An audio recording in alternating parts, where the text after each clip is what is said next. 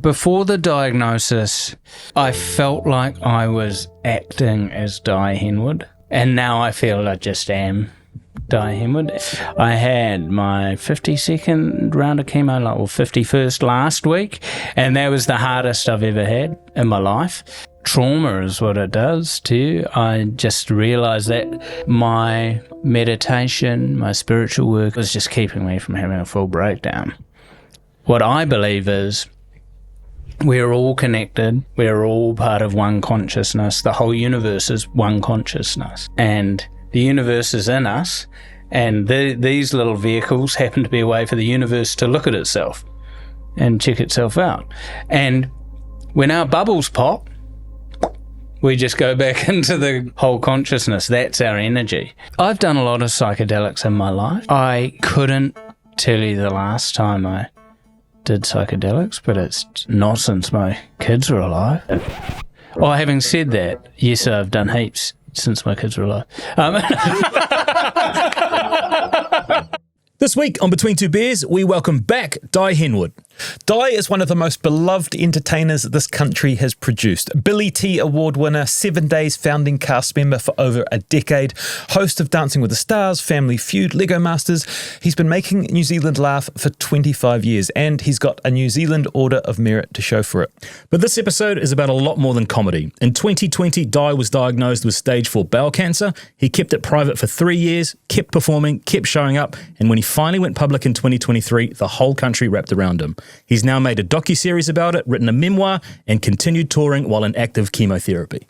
This was an incredible chat. We asked Dai a series of big questions throughout this one about life, perspective, what really matters, and death.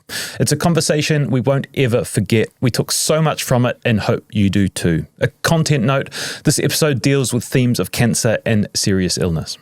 This episode of Between Two Beers is brought to you by TAB. Keen for more action on sports and racing? Download the TAB app or visit tab.co.nz to get your bet on. R18, bet responsibly. Seamus and I are also stoked to now be in partnership and dressed by Barkers. Check out their range at barkersonline.co.nz. Enjoy. Dai Henwood, welcome back to Between Two Beers. It's a pleasure. It's a different welcome back because I'm actually looking at you in the flesh. Yes, how good. 4.5 years ago, we had a bit of a ropey video call over COVID. I remember your quality of picture and audio on that was possibly the best of that time period. You were beautifully lit. Yeah, I lit it because that would have been around the time where we had the COVID situation. So I was doing a lot of crosses from home to 3. And we were filming Dai's house party, I think, at the time or something. Yeah. And I hadn't been public with my cancer sort of situation at that time. So it was quite weird doing interviews then because I had this big thing I was sort of hiding. I bet. And trying to get to grips with. But no, I've always enjoyed the technical aspect of things. I love microphones and lights and... Yeah, I enjoy the geekery behind things. Well, aficionados can go back and look at it. It was you were great, and we were still on the old Blue Yeti, sharing a mic. We were thinking back to that because you did go public with your cancer diagnosis, and you knew that when you were talking to us, but you hadn't sort of revealed it. And we were asking you, and we sort of listened back, and we're asking you questions about your health and wellness in Japan and all these sort of things. And the answers, when we reflected on what you knew, were very good and quite telling. Like, it must have been difficult for you to do interviews knowing what you knew. Yeah, it was very hard because it was very hard to do everything, stand-up, comedy, because I've always been an authentic, open book type of person. So just being on stage, just being larrikin, felt so wrong.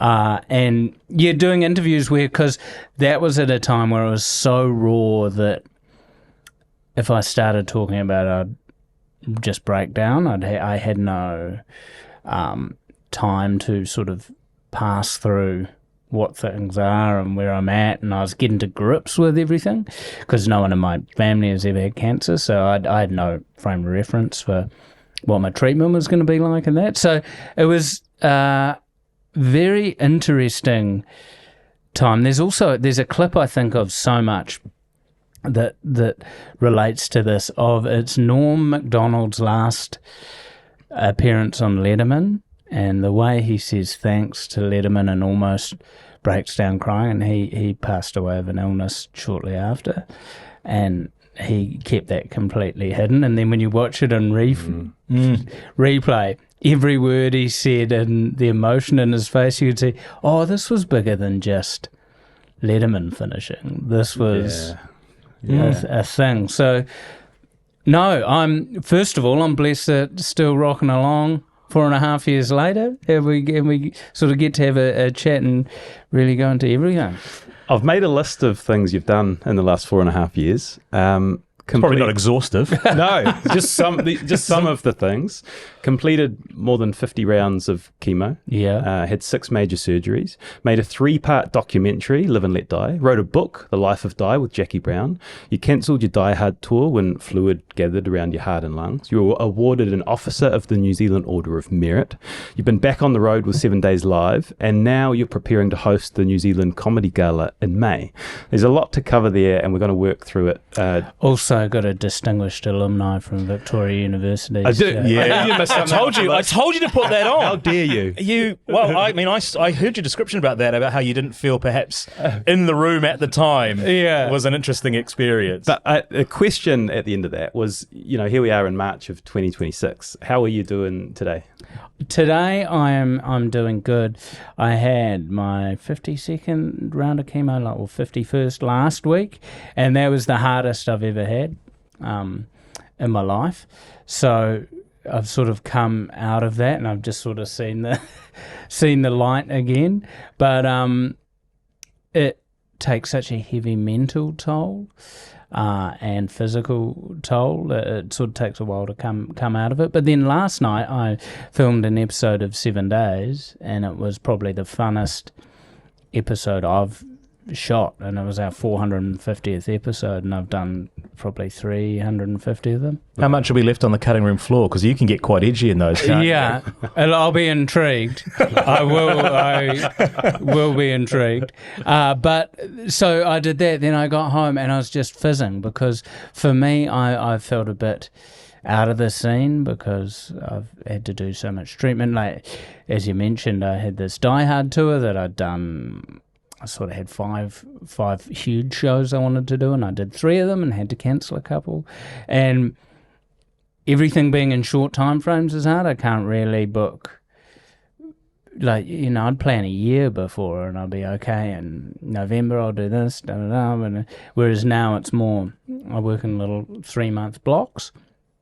And I'm feeling great, to be honest. Like, I was just being in this situation I'm in, I take more time with things, and like, I was just standing looking at the sky before, and it was a really beautiful sky today, and that's something that I don't think I would have looked at. I don't think many of us do. No. So it was little things like that, and I'm still learning a lot about myself. I'm still learning a lot about what I think it means to be a human being, how to interact with people, how to work through trauma you've got, all these sort of things. So I still struggle a hell of a lot, but I have been blessed with always having a high underlying level of happiness. So when I'm going through chemo, I tend to struggle a bit with mental health stuff, but it's very chemo related. I'm also lucky that I haven't struggled with mental health stuff in the past, so it's sort of very connected to chemo. And because I've been, in April, I will be 6 years since my diagnosis, so I've sort of built up quite a toolbox of dealing with things. We've got a really special episode planned. The back half is going to be big questions, sort of philosophical questions about life. But at the start, we thought we might tell a few yarns. And we have reached out to your good friends, Jeremy and Justine. Justine Smith and Jeremy Corbett. And probe them for a few good stories. They've both given us a few teasers without giving us the full stories. Yeah. So we're hoping you might be able to flesh them out a bit.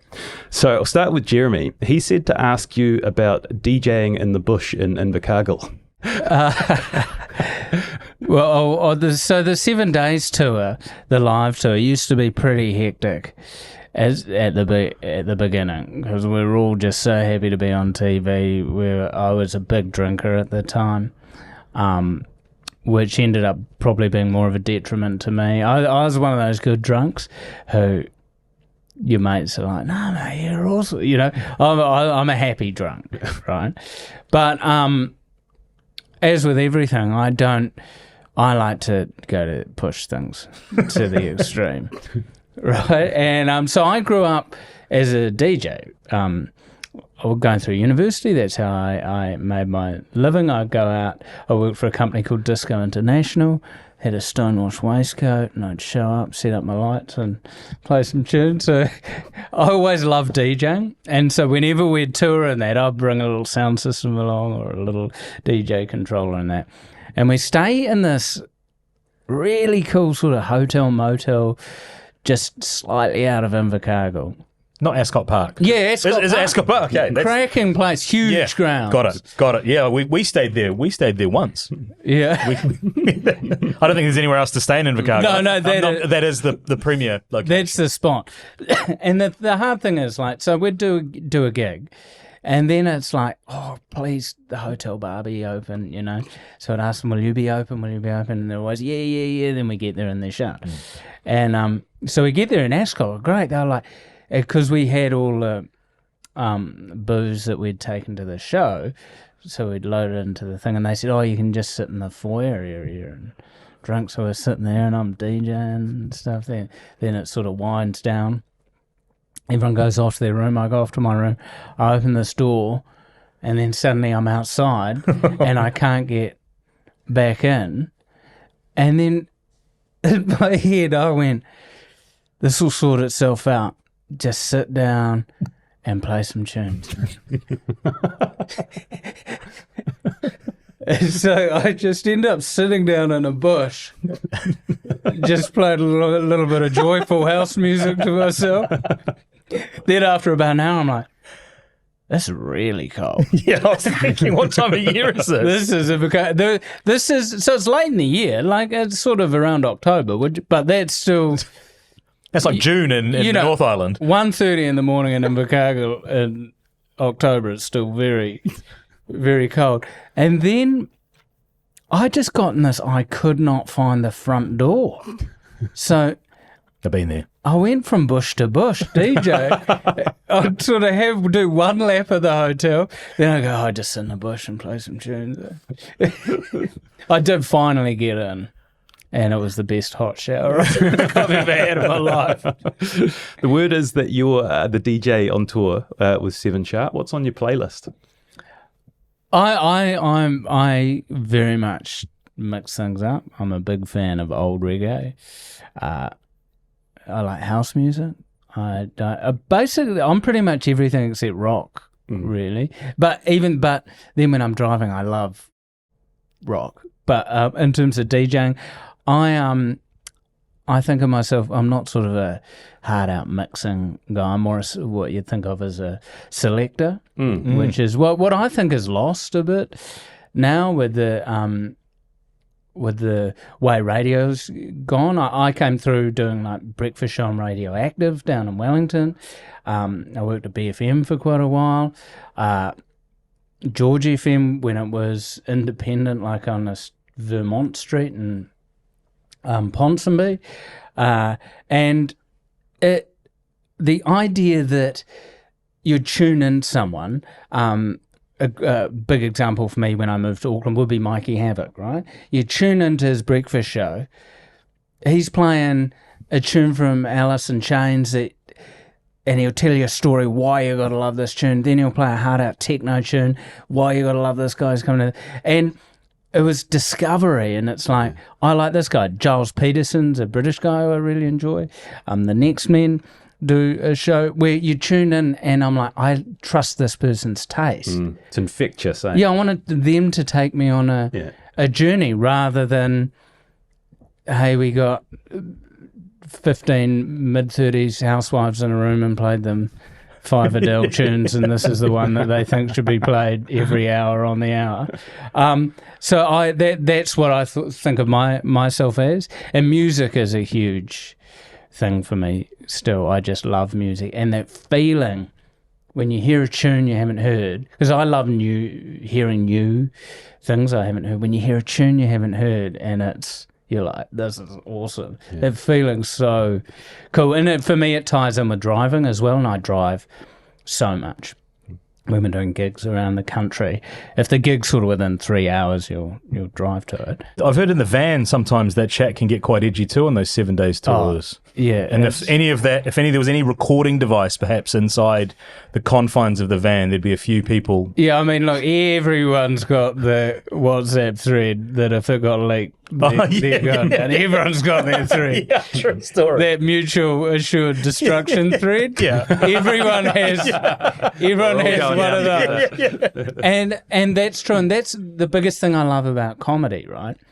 Is comics being in the green room before you go on stage, before you film 7 days, driving in the van, when you're just getting on this riff, and then it just gets worse and worse and worse. Because comedy is about surprise. It is, you hear something you weren't expecting to hear, it's a twist, it's something, and your body involuntarily laughs. So to do that with other comics and try and do it without them seeing what's coming next, because our job is breaking comedy down, figuring out how to have the most economical amount of words and that. So, no, the van is always good fun. You got to get edgier and edgier. But I'm often the driver though. Oh yeah, that makes sense. Now I've been sober for 6 years, so I'm the guy who's safe pair of hands. Oh, can you draw us back from the gig? Can you? Does that mean you've got control over the tunes that are in the van as well? So you can sometimes, often your person in the shotgun seat. Yeah. We'll look after that. Paul Ego always has a pretty immaculate playlist. But what we do is we'll get, say, 2025 to a Spotify playlist. Everyone put 5 songs in it. Rate it. And then shuffle it, because then you win. Yeah. And you discover a few new tunes and all that. I spoke to Justine and I said, "What's a good Dai story to tell?" She said, "Oh, geez, how do you answer that? There's so many."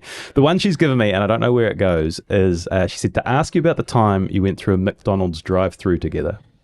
Oh, this reflects worse on her than it does on me. Yeah. So, Juzzy and I, to give a frame of reference, Justine Smith has been my best friend since about 1998. She was the best man at my wedding. We've just been thick as thieves. I used to live out at Piha. We've still got a family place out there, and she lived at Piha. So we and she'd work at she worked at an icon of Auckland, Verona, and we would go there, and after the shift I'd be quite hammered. This is the party pill days as well. New Zealand was obsessed with, we're like, hey, let's not legalise marijuana, but let's sell party pills. I remember out of dairy. This would keep you up for about 3 days. Yeah, but out of a dairy. Yeah. And you get your red hearts or your whatever. Checks and balances were just not there. So that exact thing, you go, oh, it's from a dairy, can't be too full on. And you're literally awake for 3 days. And also alcohol seemed to not have an effect on you. So Juzzy would be sober after her shift, driving back to Piha. I'll be getting a lift back with her, so we'll have done a gig at the Classic, then go up and sat at the bar at Verona getting pissed and having a red heart or whatever. And then I'd just jibber-jabber her ear on the way home. But I will go through the McDonald's. This actually was one... she was driving. We're going through the drive-through. And Juzzy, she's got a bit of a temper on her. Yeah. She admitted that. She can be confrontational. Yeah, I'm not confrontational. Which, I'm 5.5 foot, so it's reasons why you're not confrontational. And we're in the drive-through, and she just gets obsessed with this woman not moving forward. Then she bumper taps her. And she keeps getting out of the car and I'm thinking, I just want a big man, mate. And I'm like, what's going to happen here? And when you're like, Joey, I've got your back, but don't get us into the fight. I got your back if you're the one. And when you're like, she's my best mate, do I have her back? Yeah. Or am I going to be fighting with this other woman? Don't draw me into this. And also, it's a bold move at a Henderson drive-through to bumper tap someone. I've been in a couple of, not so much now, but I've been in a couple of drive-thrus where people can get quite, if they want their McDonald's, they want their McDonald's then and there, don't they? They can get quite feisty there. And we've since both had the realisation that I used to get wound up in traffic, that road rage is not, because there's drug use mixed with mental health issues. You don't know who you're dealing with. Yeah. Because I, way back in the day, was driving out to Piha through Henderson.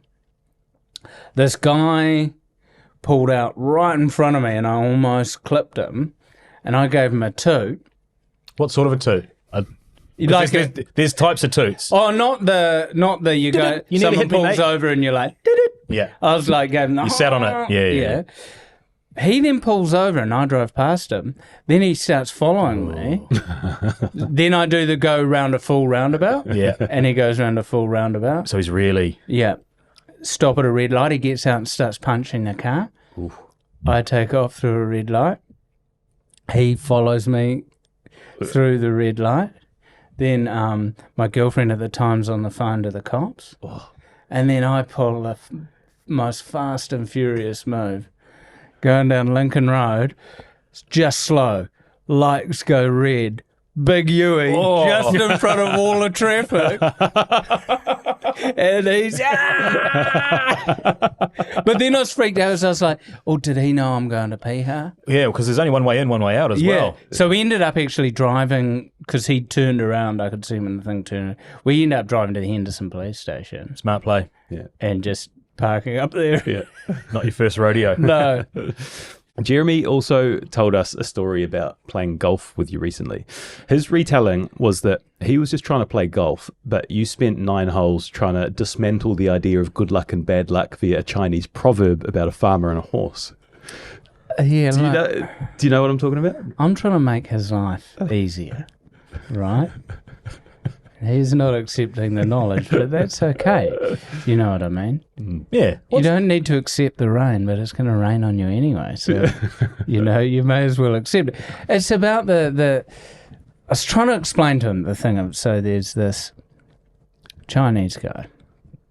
And it's a Chinese proverb, so.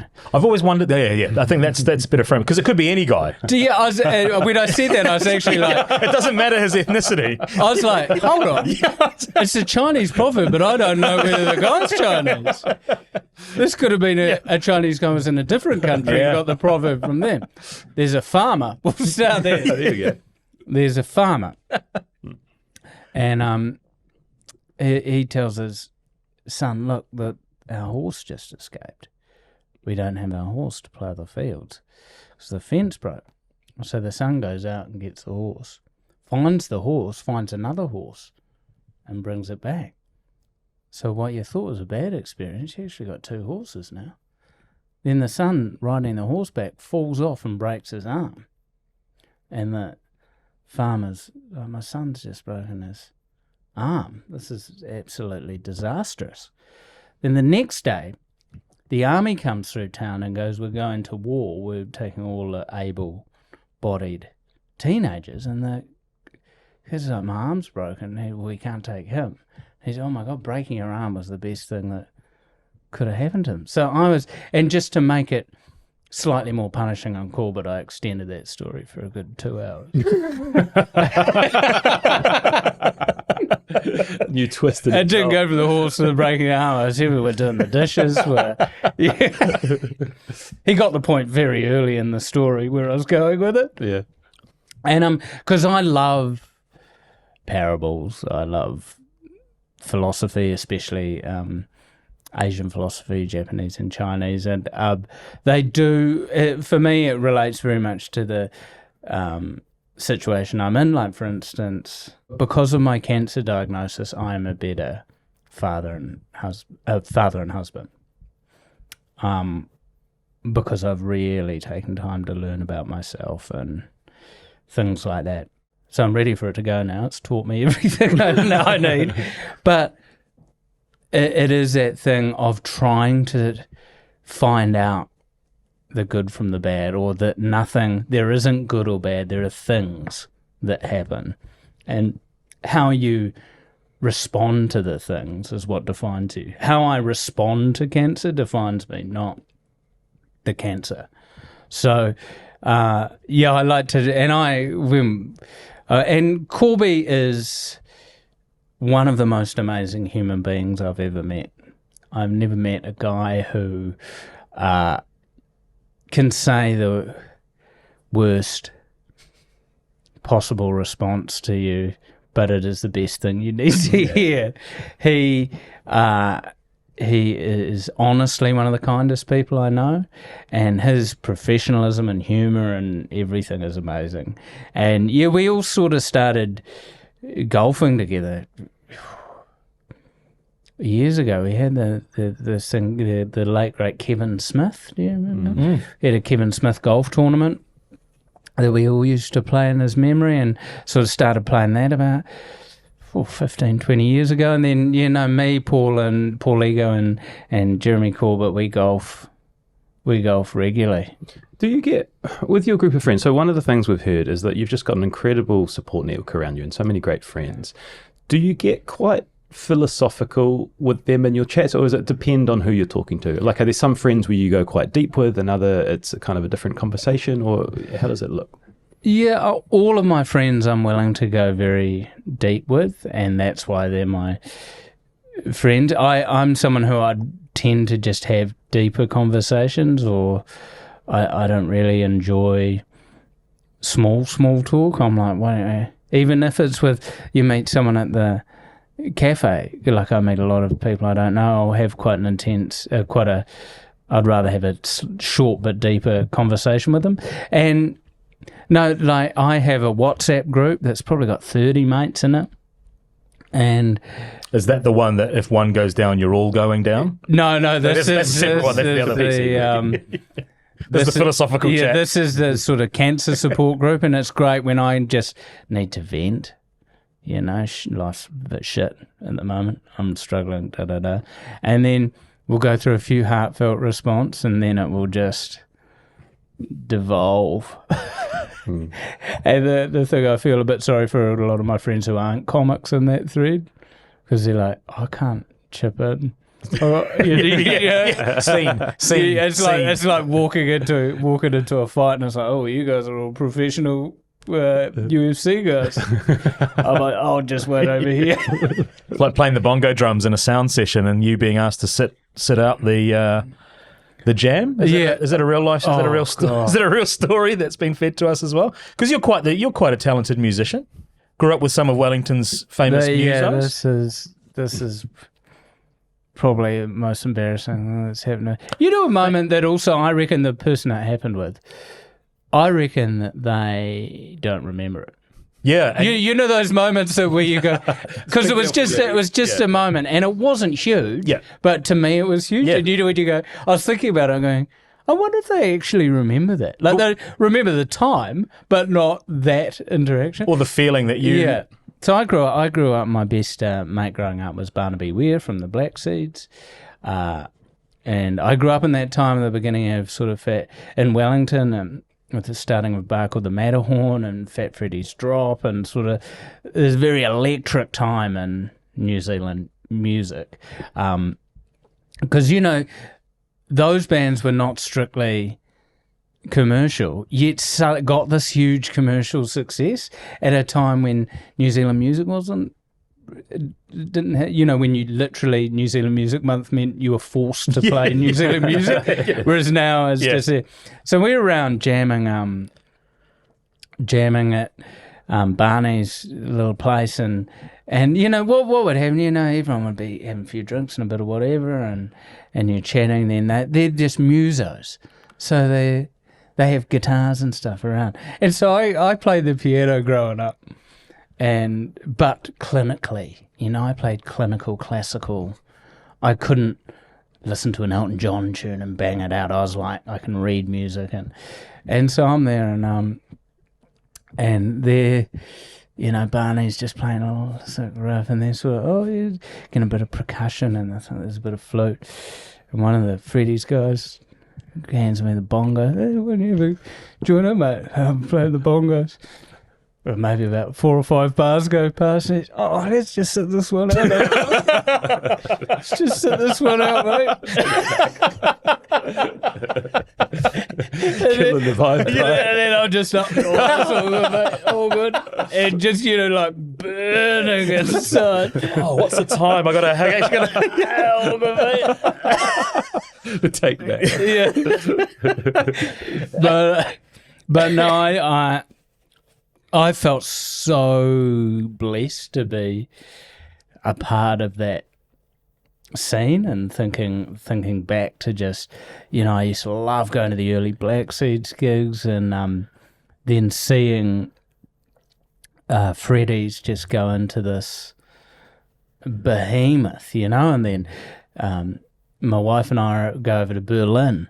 And you're like, oh my God, everyone loves Fat Freddy's here. This is, it's like, wow. And the commercial success playing 8-minute tunes. It's just phenomenal. And it's so sad the passing of Moo, who was sort of such an icon of the New Zealand musical scene, let alone the Welly scene. So, no, you have those few embarrassing moments. But yeah, it is. That's what I then try and remind myself is going, no one else in that room probably remembers that moment. They're not still thinking back, shocking at the bongos, But to me, that was such everyone was thinking, I'm glad you said you like deeper questions, because we've got a bunch of them, and I want to just sort of paint the scene a little bit for listeners who aren't aware. We mentioned it before. In April of 2020, during lockdown, you received a terminal cancer diagnosis, and your story has been beautifully told across your incredible documentary, your book, public speaking, interviews. And so we were sitting here thinking about how we wanted to approach this chat, and we didn't just want you to retell the story, but it obviously is a huge part of your world. So we thought it would make sense to ask a series of sort of big questions about life and perspective and what really matters. And we can riff all over the place with the answers, and some of them will obviously involve cancer. But before we get to them, I kind of wanted to check, how do you feel about constantly getting asked about your cancer? The hardest question is when people sort of deeply look at you and go, how are you? It's like, well, where do you want to start? Where do you want to start? Because you can hold so many things at once. And it is tough, because the one thing I'll say about being public with it is it has given me this beautiful faith in humanity. I've met so many people who are wonderful with it. Everyone who comes up and asks me about my cancer, they're genuinely coming from a really good place, except the guy that, apologies if anyone's heard this story before, that when I'm in the cafe and he comes up and I did an interview with Jackie Brown on 3, and he comes up and he's, oh mate, what's that interview? It's pretty full on, eh? Really sorry to hear about your AIDS. I'm like, that's what you took out of that? And then, of course, I go, was I talking at all about HIV? It's like a Palmerston, Northview, Plymouth thing. Yeah. So I tend to attract some very strange people, which I love. And it's generally good, but then it's hard, because there's that time when it's like, man, today's just a day I want to pretend I don't have cancer.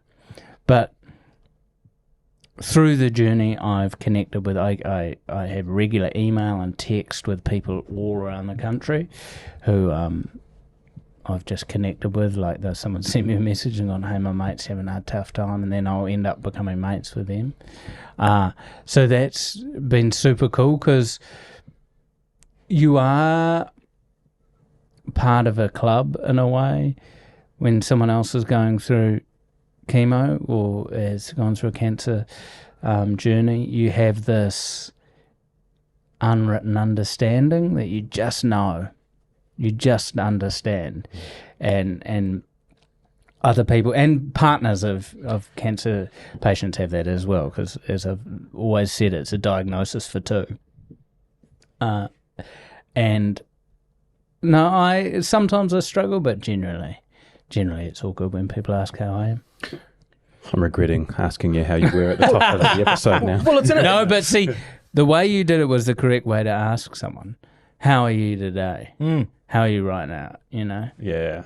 It's not broad, just like, no, today I'm good. Okay. Yesterday I had a bit of a shit day. You know? It is interesting because we're all loosely connected to cancer in some way or another. Whether it's 1 degree, 2 degrees, 3 degrees, it's a constant. I've heard you say you think about it 24/7, which makes sense. But do you ever find time to switch that off? Comedy. So that's why it reinforced why I love doing comedy so much. When I'm in the flow of doing comedy, I was thinking this when I was recording 7 Days, I forget about everything except making people laugh and riding this sort of wave of craziness. Because I like to start talking and not know where it ends and see what comes out.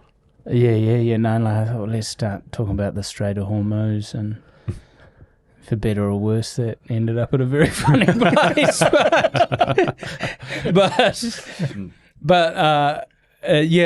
So comedy is where I sort of feel completely in the zone. When I'm out in the sea, I love swimming, bodyboarding, surfing, that sort of thing. So being in the sea and nature really helps for me. That probably leads into my first question. What does a successful week look like for you now? So I'm trying to... I've been hearing the term maxing a lot recently. Where everyone's, you got a wealth max, you got to max everything. So I'm really trying to nothing max. So to me, like, a successful morning is midday. I haven't looked at a phone, a laptop, a TV screen. I've just sat doing nothing, like absolutely nothing. I had a cup of tea. I've looked at a tree. I've done that sort of thing. I'm a perfect week for me is because I was what I discovered through my cancer diagnosis. I was a people pleaser. Which I think a lot of us are sometimes, and so sort of creating boundaries for myself and carving out the space and only doing things I want to do is a good week for me. In a week, I'd like to have a round of golf with some friends. I like to have some really good connection with my kids. At the moment with my son, he's hard out into rugby, so in each evening, he's trying to get his left-hand pass fizzing. So we do 50 passes. We get the hit shield out.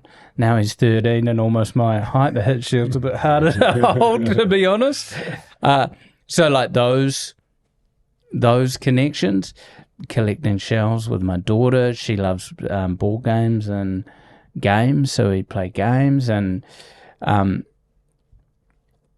I suppose a good week could be summed up to me with sort of focus, self-control, and deep connection is what I try and aim for. Self-control around, I can get into just scrolling, as we all can, and especially around chemo and that, because I live in my head very much because I've had so much trauma to my body, and you can end up just scrolling to numb yourself, and it feels so good in the time, and then it's just, hey, hold on, I need to watch less monks talking to me about relaxing and just go and relax. I think we're very much in a world where you can get caught in this self-help loop.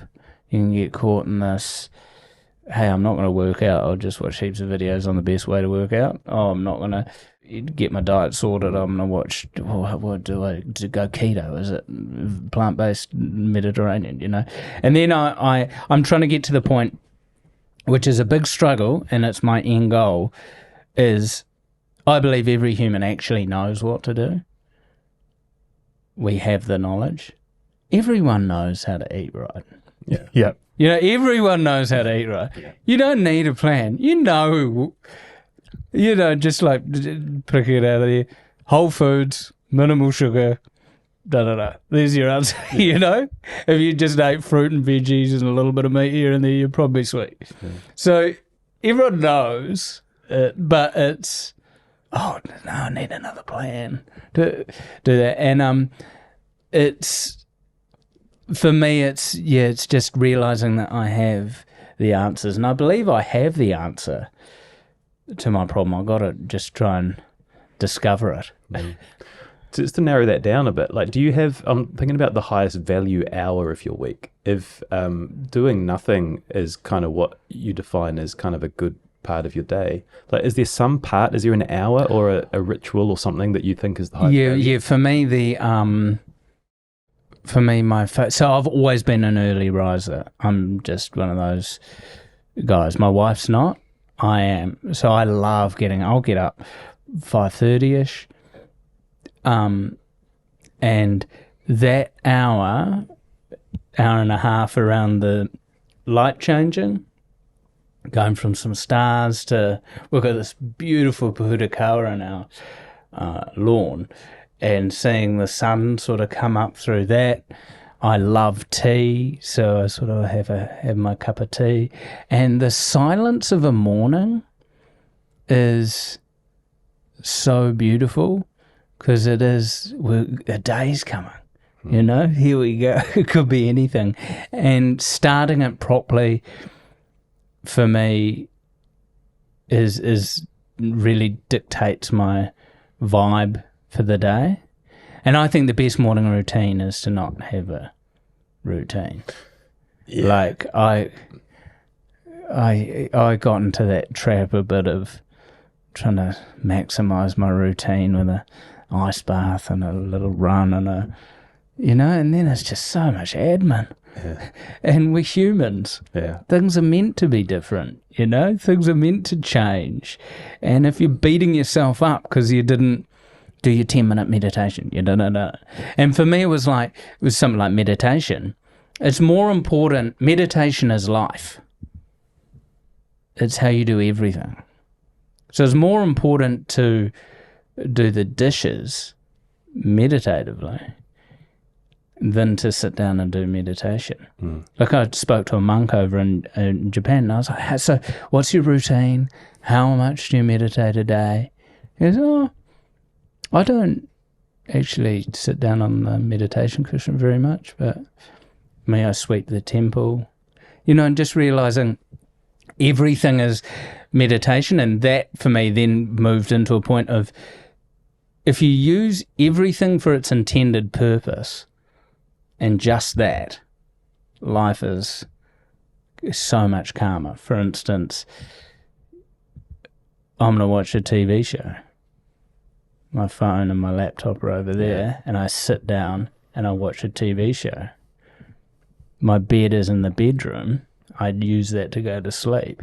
I don't use it to lie there and scroll and da-da-da-da-da. So I was a very much person, I have podcasting. Yep. I'm doing that.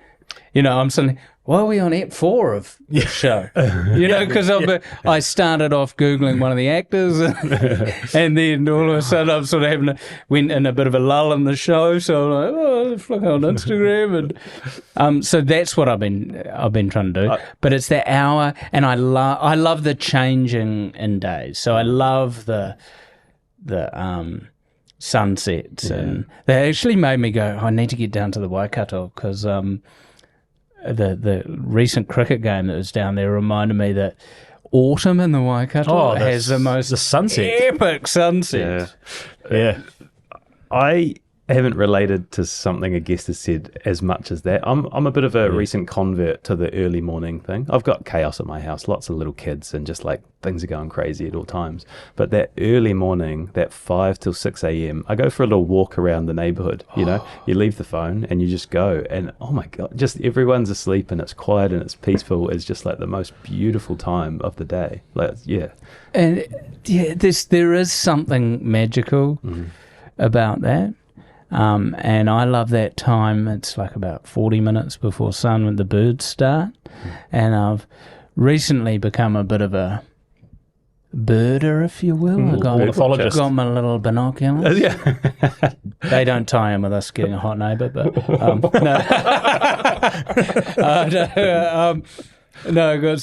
got my binoculars, and I'm like, oh, it's cool.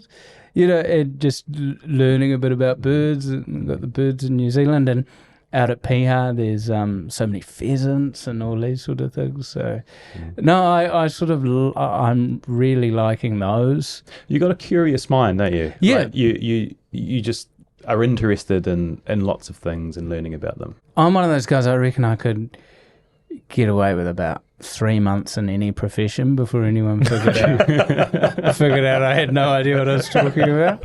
Because, I am curious, and I think that's what makes the best comics, is people are curious, because I'm curious about that. You start looking into it, and then because you're coming from a different perspective, you realise the silliness of it or the craziness.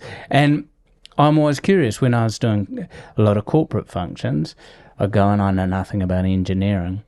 So I'd ask one guy, hey, how's your engineering going? He's, oh, mate, doing these roads, every engineer has so many bloody photos, the whole photo thing's just rocks, So store that away. The next guy I talked to, geez, I bet your phone's full of bloody photos, mate. And he's, so tell me about it. One of us. He knows what this guy's told him. He knows what he's talking about. It's definitely what I do as well. It's a good little. Yeah. Then you pick up something. You know a lot about that much of a very breadth of topics, and you've got enough in the locker. Yeah, no, I love being curious because there's so much you don't know, and that's the joy about it. And I love saying I don't know, or I don't have an opinion on that, as I don't have enough information on it. Yeah. And then just someone telling me stuff, which feels very... And I change my mind on things, which I think is what humans should be able to do. Going, oh, here's some interesting facts. I actually think differently about that. Rather than you get into camps. You get into like with all the war and tragedy that's going on around Iran and all that at the moment. It's something that I don't know a lot about, right? So I can't have a deep opinion on, and I don't need to have a deep opinion on it, and I don't need to contribute without a deep opinion on it, because there are plenty of educated people who do.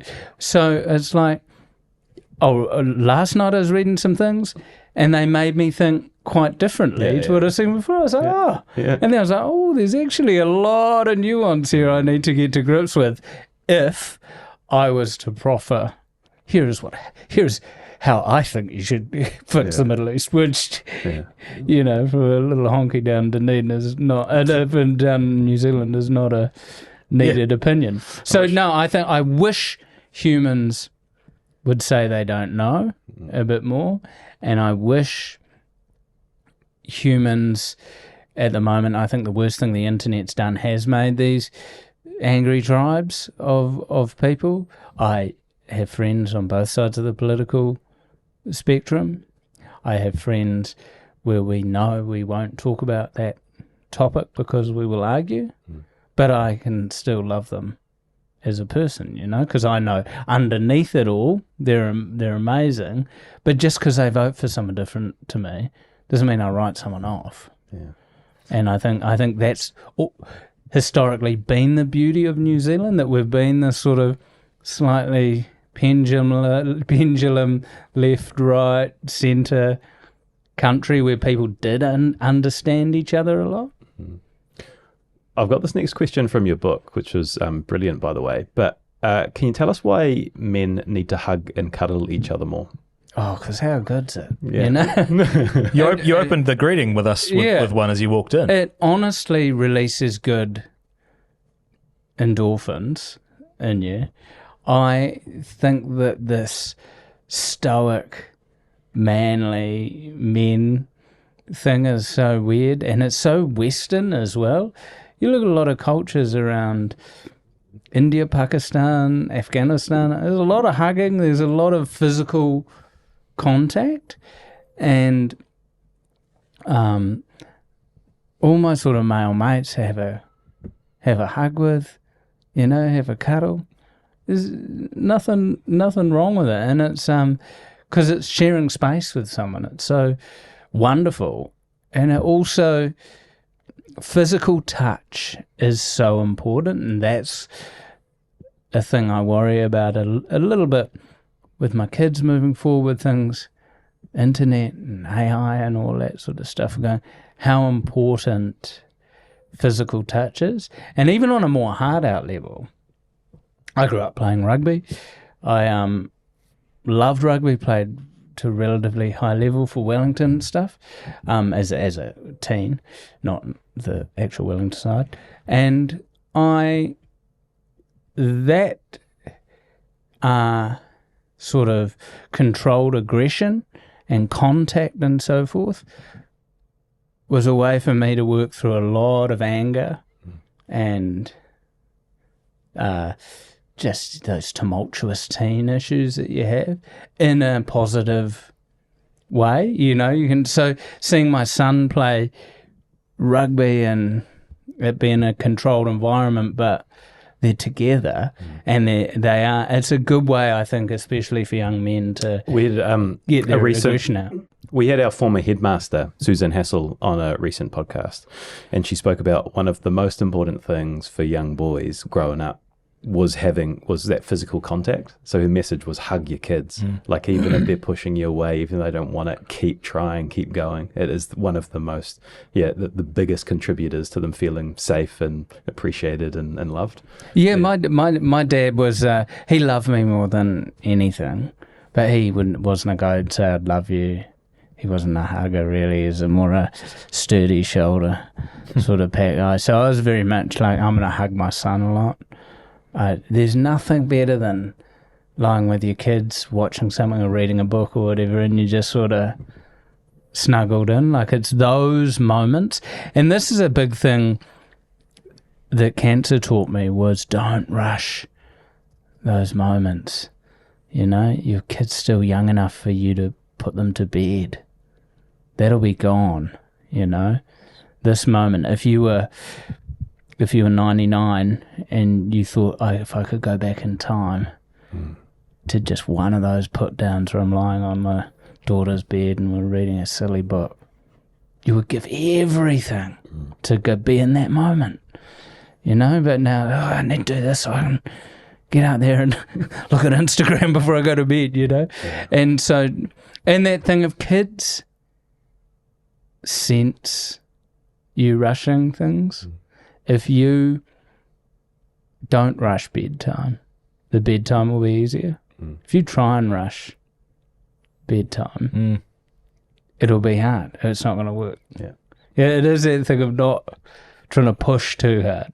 It's the perspective. Like it's so hard when you're in it because it's just a continuous cycle. And then exactly when you zoom out and you think about that, 20, 30 years down the line, if you could look back on it, how valuable it would be. It's kind of like you got to separate yourself to realize how special it is. But just being, what is it? Is it gratitude? Is it just awareness? Yeah, and I'm not afraid to say the hardest thing I've ever done in my life is parenting. Like taking chemo out of the proceedings. Parenting's very hard. Like, it's not easy because your child will bring every emotion out in you at 100%. You'll have the biggest love you've ever had. You'll have the most anger you've ever had. It's how do you deal with those? Because no one knows, especially in those younger years where you've got a bit of sleep deprivation, you're trying to figure out an issue or a phase your kid's going through emotionally. It's tough, but underneath it, you love them more than anything. So it's something you do have to learn, and parenting now I find a lot easier. But in the early days, it's because I didn't know what I was doing. No. I didn't know what I was doing. I didn't really know who I was. as a person. It puts a huge strain on a relationship. Things like that do, because you're suddenly both in admin mode. You're not in, hey, we'll go out 3 nights a week. You're in admin mode. So it sort of solidifies whether you guys are going to last. And luckily, I mean, shit, the stuff my wife and I have been thrown at us, we have been, and we're thick as thieves. So I'm just blessed with that. Well, what is the secret to a long-lasting relationship? I think that love is easy when the money's flowing, when the time's flowing, when you don't have full responsibilities. You're just doing your job. You meet up after work, a couple of wines, pot of dinner. Love's easy when the sun's shining. Real love shows its face when the nightmares start. Like, real love shows when you're in the trenches. And there's shocking statistics around people with stage 4 cancer and their relationships breaking up. And real love is when you're in the trenches and you're both struggling, but you realise you're a team. It's us. You should always frame things that it's you and your partner against the thing. Don't argue about the mortgage. It's you and your partner against the mortgage. It's not you guys fighting because of the mortgage. It's like you guys are fighting the mortgage. You guys are fighting the issue. It's me and my wife are trying to sort out this cancer situation. So remember, you're a team. And yeah, I think that the honest love is not that fairy tale love. When you're on, like when we're on a honeymoon in Thailand, and that love is just brimming because it's a beautiful place. We just got married, zilch responsibilities. We just got 3 weeks cruising around. And yeah, it's now since we've actually been thrown these real challenges. It's like, well, we've got a real deep love. And you were really lucky too, because you've got amazing role models through your own parents, and you introduced your dad, Ray, and perhaps parenting a slightly different way to he did with you. But what other lessons did you learn from him? I think that the awesome thing was, so Dad wasn't a say I love you, hug guy. Which my dad wasn't either. Yeah, but it's also the thing of, I have no doubt in his love for me. So there is, whether someone loves you or not. But he taught me, probably one of the better lessons he taught me was, if you're going into a job, a lot of people have a similar skill set. You've got to be the person that they want to work with. So you show up, you be respectful, bring a bit of humour to the situation, make friends, and you'll get the next job. Because, people go, I like working with him, keep him on. Yeah. And so a lot of people have that similar skill set. So be kind and respect people's time and everything. If you're working, it's professional, which it was a great role model for me going into a very esoteric career that's in bars with beers, and it's not a 9 to 5. So teaching me that this was a job, you work at that. You write hard, you rehearse, you da-da-da. So he instilled a good lot of principles in me. He taught me how important a nap is. Whenever I go, because he'd do shows at night, so whenever I came home, I'd get home, go, hey, Dad, and he'd just have a nap on the couch. My dad was a big fan of the nap. He loved to lie on the couch, have a nap. I was like, and I'm a napper. I love a nap. Yeah. I love a nap. So no, he sort of taught me a lot of things, and also he was so supportive of my mum becoming a judge, a lawyer, then a judge, as a younger woman in a time when it was very much a boys' club. I think she was the second female judge in New Zealand, and just supporting her to the hilt on that. And my mother's a wonderful, strong woman, and I've always had a lot of strong women in my life, and I think that's very important for a guy. And Mum just had financial nous, legal nous, all these things that I learnt from her. So much fun, good sense of humour. So, no, I had a couple of great role models there. And role models are so important. And I know it's nice, it's that thing, you know, when you with your kids, I was saying with my kids, I was like, oh, you guys have great social skills. You get along with people. Oh, you'll be sweet. Just get through school. You know, because it's that thing of going, you've both got the personalities that once you get into a job, you'll just keep going. Because I think that's the thing, is personality is so much.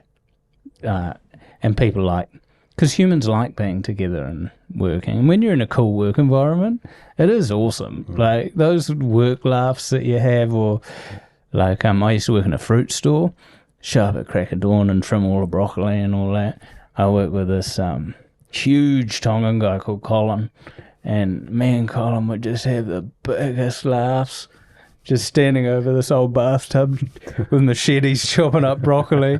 And, you know, it was very mundane stuff, but I think back at that just on a driveway in Crofton Downs in Wellington, just cold but having the best laughs and earning a little bit of cash. You've always had the laughs and you've always had the personality. What did your parents think of your little suits you used to wear? Because have I got it right that you wore a suit to school every day for a term? Oh, mate, more than that. Let's take it out of the school setting. I was rocking a suit. There's a great photo somewhere of my dad and me when I was about 10, and we were going over to Wales for me to meet all his side of the family. Stopped in Hawaii. And I look, and there's a photo where at dinner, he's just dressed casually. There's this awkward sort of Hawaiian dancer, and she's got the coconut bra on, like the classic, with the lei and everything. And I'm in like a full three-piece wool suit. And how old would you have been? I would have been 10. A three-piece wool suit. Go to Cats the musical in somewhere Flashlight, New York. I would have been maybe 12. I'm in a suit. I'm standing in the aisle singing. I think it's because my dad never wore a suit to work. So I was like, I gotta wear a suit. You gotta wear a suit. I look at some old photos and I'm like, where were my parents sourcing this from? Because they fit. Yeah. They fit very well. It's like, did you roll the Willy Wonka set or something and get all the Oompa Loompa suits? How many did you have? I don't know, because I'd look at them and go, they're different. I must have had a few. It's weird, those things that were, I remember telling this to someone, a mate, and it was the first time thinking back going, well, that was quite weird. So like, what are you going to school in a suit for? And also, where did you get a suit that fitted you? But I always liked a bit of crazy fashion back in the day. Well, this is a great point for us to ask you a question, because we've recently jumped into partnership with Barker's. So they dress us. So while we are talking fashion, have you got a fashion tip or a grooming tip that stood the test of time? First of all, big ups to Barker's. They've been behind us at 7 Days for years. Great. Barker's memory was, I remember that they're like, hey, come into store. We'll sort you out with a few shirts for 7 days. We've got how good is it? A few of the people we're supporting going down there, and we'll get some photos to go in the Barker's mag. I get down there, and it's me and Joseph Parker, when Joseph Parker was at the height of his powers. And then that awkward thing, we're like, everyone's with Joseph Parker. Hey, I'm just a guy. And this was early in the 7 days. Hey, do you want any photos? What? You in the photos? Oh, yeah, I'm here from TV. Oh, no, we're just shooting Joseph at the moment. I was like, I'll just take those bongos off you. But no, they've been great. And fashion-wise, it is keep it simple. It took me ages to find out what I feel comfortable in, what I can wear in 90% of situations, and just zero in on that. Strong. And then a couple of bits that you take a risk on. Yeah. A couple of statement pieces. Yeah. Like a 3-piece suit at age 10. Yeah. There's making more than a statement. Strong advice. I wanted to ask you about failures. Like, do you have favorite failures, or do you have any parts of your life that a bit like that parable perhaps at the start that you thought was really bad that actually turned out to be good? Failure is so important. It's so crucial. And it's so much, you learn so much more from failure. And I think if the word failure is sort of framed so badly, that it's framed so much as a negative. And there's there's failure like you left your burner on and burnt down the Sky City Convention Centre. There's that failure. Throwing shade on whoever that was. Which That's a big failure. Yeah. You know who you are. hey, full respect to them. But I think even them might go. Yeah, that was a bad one. It wasn't the highest. That wasn't. That's so good. But there's that. Then there's those ones that are just.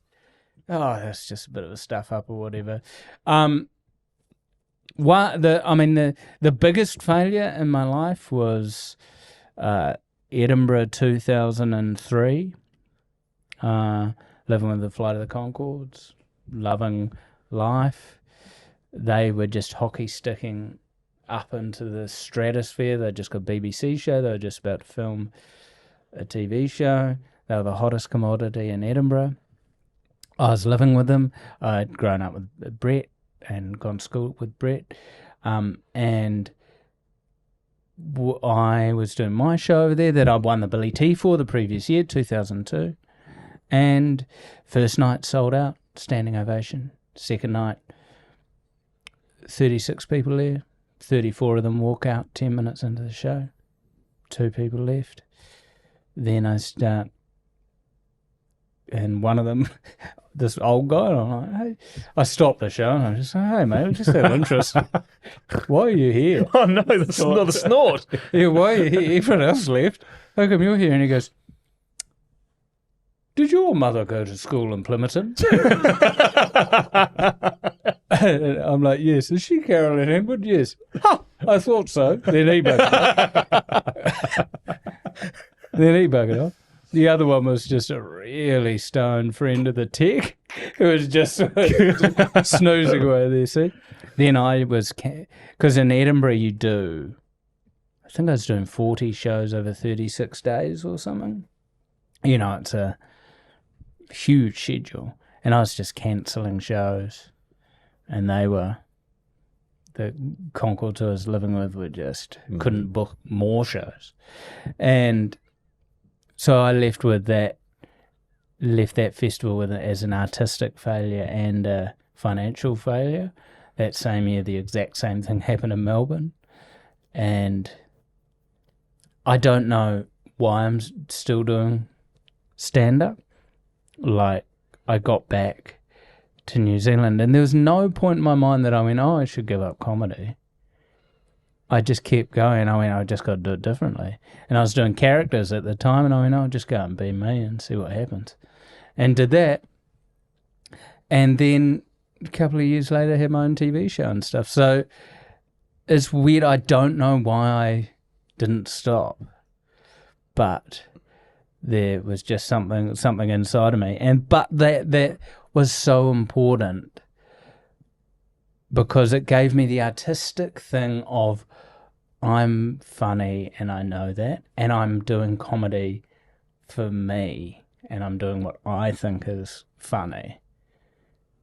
I'm not doing it to please sort of audiences. And then I started getting an audience that liked what I was doing, and then you're obviously trying to make the audience laugh. It's no disrespect to them, but yeah, it was that huge failure and that financial failure made me find myself. Yeah, I had a question about the art of writing comedy. Like, is the only way to know if you're writing well if it's getting laughs? Like, when you're doing a TV show or something and you're not getting that immediate feedback, how do you know you're writing well? So there's the one thing you'll write where you go, this is a guaranteed laugh. This will work. Then there's the 50-50s. So there'll be ideas and the annoying thing is I'll sometimes have ideas that I find very funny and I just can't get to work. I just can't figure out how to make it work, and then you've got to be ruthless with yourself as well and just go, nah, I'll try that a few times and cut it. But for me, I generally know what's funny. If I'm trying to write, I tend to write in 7-minute blocks. If I do a new 7 minutes, I'll want about 5 minutes of that to work, and then while I'm on stage, I'll work the other couple of minutes out, because I think just being on stage sometimes is a good time to make it work. And for me, when I have new material, I try and book the hardest rooms I can go into. What's the hardest? What's an example of a hard room? Oh, like you go and you do a pub in Matamata, you do a pub where it's like just honest people having some beers. People going and going, all right, asshole. Yeah. Make me laugh. No, because I remember I did one of my first gigs was at the Levin Cosmopolitan Club. Not as cosmopolitan as you'd think, actually, to be honest. and we go in there. Yeah, and this is a time when there's very cultural cringe around New Zealand comedy. It's like, we've had Billy T, mate. We've had Fred Dagg. We don't need anyone else. So then we come in, what are you guys here for? We're doing the comedy. Oh, no, bloody Brian's the funny one here, mate. We don't pay to see Brian. He just makes us laugh every night. That sort of thing. Then I'm on stage and the bloody mic's connected to the kitchen. And so I'm halfway through talking and it cuts out and goes, number 53, steak and chips. 53, steak and chips. So it's... I got some laughs that night. Yeah. So getting laughs in those hard environments. So it's like you'll do sort of somewhere like the Classic, which is a audience that like going to a comedy club. You're in a situation that is set up for stand-up comedy. You're not in the corner of a bar. Like, because back in the day, you get some crazy gigs, right? I got this gig at Eden Park during a Bledisloe test, right? I was like, this is epic.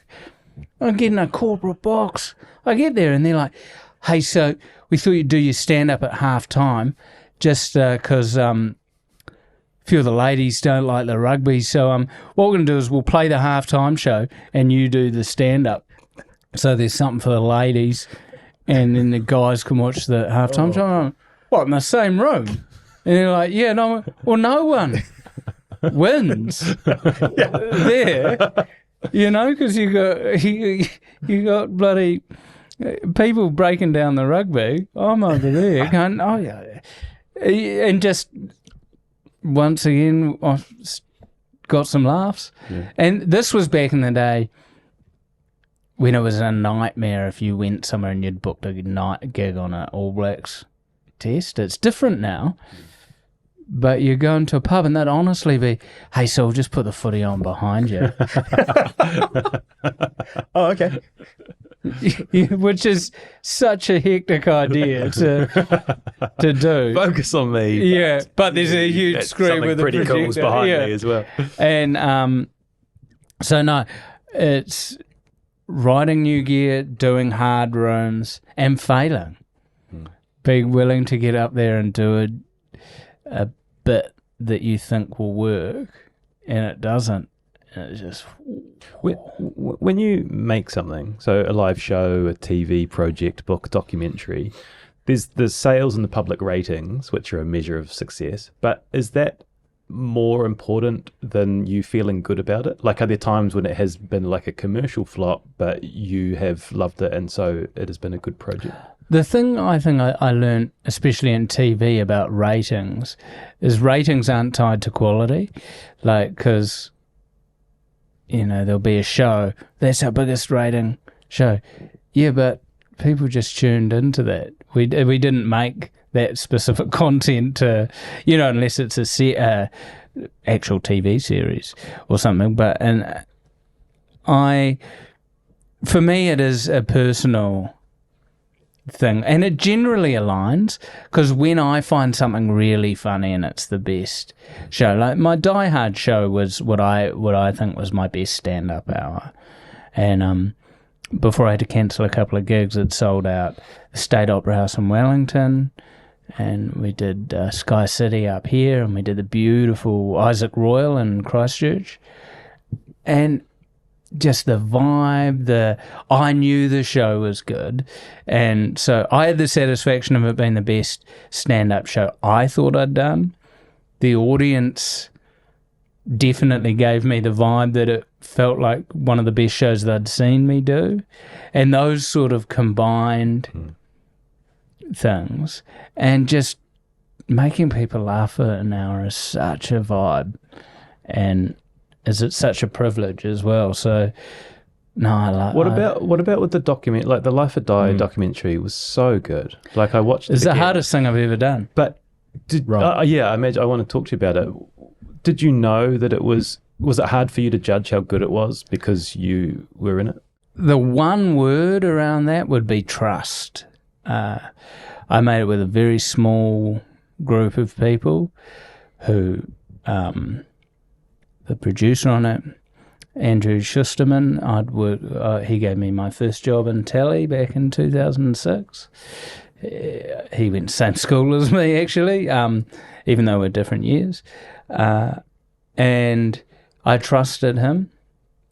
Justin Hawkes, who I knew, who directed it, I didn't know well, but we became very good, close friends. Dom Fryer, who shot it, became very close friends with me, and the other sort of behind the scenes people I'd known from my get-go on TV. So it was all about trust, and it was like, Justin, I love the work you make. He makes all Paddy Gower's docos and that thing. I love the work you make. I trust you. I will just surrender myself to this. But I had to be so open with that. Was it more open than you had thought before you went into it? Yeah, because being filmed getting chemo, getting filmed doing this death ceremony in Japan, where I've never had so many tears in my life, let alone crying on camera. But then when it went out into the world and the way it affected people and the feedback I got, and I realised how important it was, not just for me to document it, but that by sharing my story actually helped people. By sharing my philosophy and my way of life helped people. And that's what I've always wanted to do in terms of being open about my cancer. I'm never going to try and sell you a supplement. I'm never going to try and sell you a plan. I'm just doing what I do. And I'm honest and open about that. So I was just blessed with how that came out. Like, Dom, who shot it, made it look so beautiful. And we were initially just going to make one, and then we're like, this is a 3. three-parter. That death ceremony you talk about is some of the most beautiful and sad and powerful, and just, oh my God, the way it was shot and your messages, and it was just incredible. Like, you should be so proud, but also for putting yourself out there like that. Like, yeah, the monk who we shot it with, Namoto-san, he was a punk rock guy, right? Boozing punk rocker. One day he's reading the paper, ad there, who wants to become a monk? He shows up. Then 20 years later, he's running his own little temple. And these, for people who don't know, the ceremony is basically surrendering yourself to passing away, to letting go. And it was traditionally actually used for people who were dealing with suicidal thoughts and mental health that was pushing them to the brink of potentially taking their life. And it had these amazing outcomes for those people by sort of going there and having to let go of the closest things and people in your life made you realise how beautiful your life was. And it was the only time I was in the corner of the room looking down on myself. I'd gone into a different realm. And I was lucky that I'd done a lot of meditation practice leading into that. So then when we got into the meditation stuff, I could dial straight into it, because as a teen, I learned Zen Buddhism in Japan at a monastery. And then got on the piss for 20 years selling jokes. And then those principles have come circled right back and become so important to me. And I have such a deep respect for Japanese culture, and I'm sort of a Japanophile in a way, which feels so many of us are these days. It's sort of... and yeah, it brings the best. The spirituality in Japan brings the best out in me. The way you had to sort of write down the things that were most important to you, and then one by one sort of put them away. For me, like one of you, I can't remember what category it was, I should know this, was playing with your kids in your backyard. Yeah. And I do that. Like, I love that. And sort of what I got from it was the appreciation of what I have. Yeah. And that's what you have, it's kind of just seeing things in a different light. There's nothing better than the backyard play with your kids, especially in that changing of the light or whatever, and someone's on the tramp and you're mucking around. No, having to let go of that just dialed me in on how important it is. How important it is you're asked a question by your kids, put the phone down, look at them in the eye and actually talk about it. No, it was amazing doing that.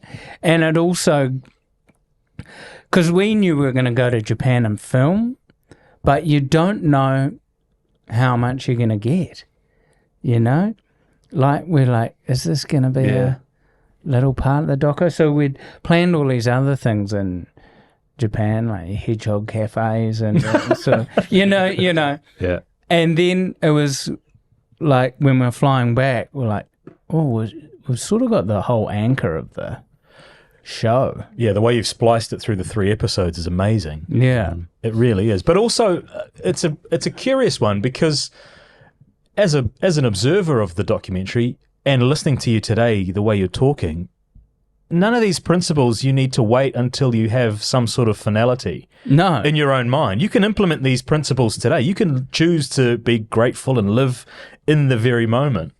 If you want to. That's what I'm taking away from it. Even in this, thinking about your reaction to that, to playing with your kids, hearing you talk about put the phone away. I've got a 3-month-old at home. Put the phone away. Treasure those moments of putting him to sleep, because they'll be gone like that. Yeah. It's like you don't need to wait until whatever is on the horizon before you implement these things. No, I hate to break it to you all, but we've all got the finality coming. You know what I mean? That's the only thing none of us are going to escape from. And the phrase from the doco that just came to me while I was being interviewed has sat with me, and it's when the fear of death is gone, nothing remains but the joy of living. And, everyone struggles with fear of death because it's going to happen. But I feel through doing that ceremony and that, the fear of it had gone. Who knows when it's going to happen, but the fear of it's gone. So it comes back every now and again, but the fear of it's gone. And now it's like, actually, it's just the joy of living. And the joy of living and happiness. Happiness is a very calm emotion. I think people confuse excitement with happiness. Happiness is very chilled out. So just being, if looking at a tree makes you happy, look at a tree. And I want happiness for my children. So I do not care what they do. I'm not going to push them into anything. If their whole thing is wearing monk's robes and sitting on a rock looking at a waterfall and that really fills their heart up, do it, man. You don't own your kids, and I think the hardest thing for humans is to completely surrender and let your kids go.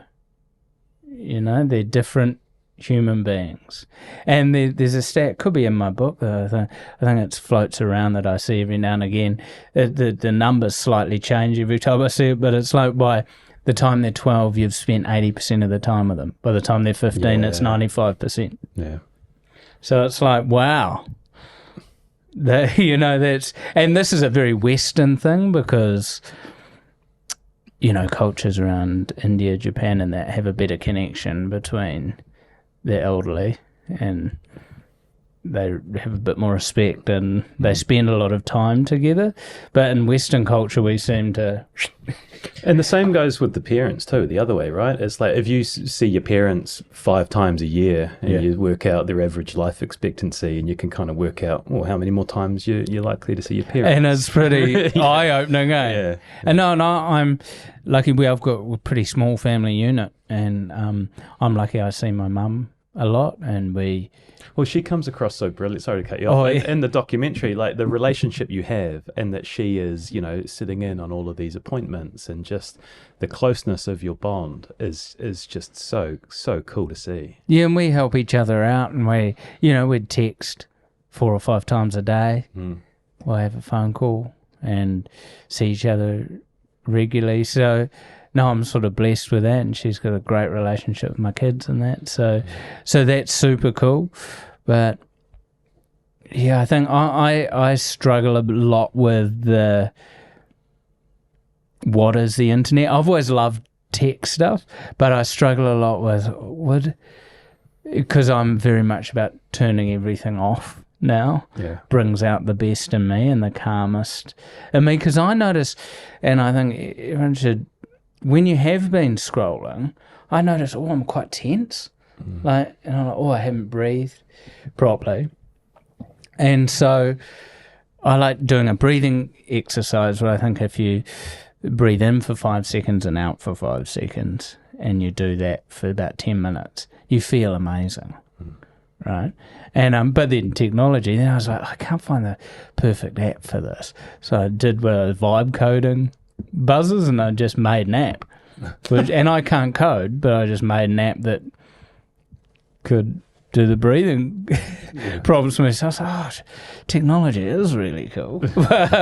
But it's like you've got to use it, as I said before, that intentional thing, which I'm trying more with my phone now, is like pick up my phone before I unlock it. Right, what am I trying to do here? And it's right. I'm getting that code to the parking garage. And then I put it away. Not I'll get that code then. Not check messages. No, those messages can wait. Because I have this nostalgia for the days of, okay, hey, we're all going to meet at this bar at 8 p.m. Okay, you got one drink to get there. Then we might have gone somewhere else.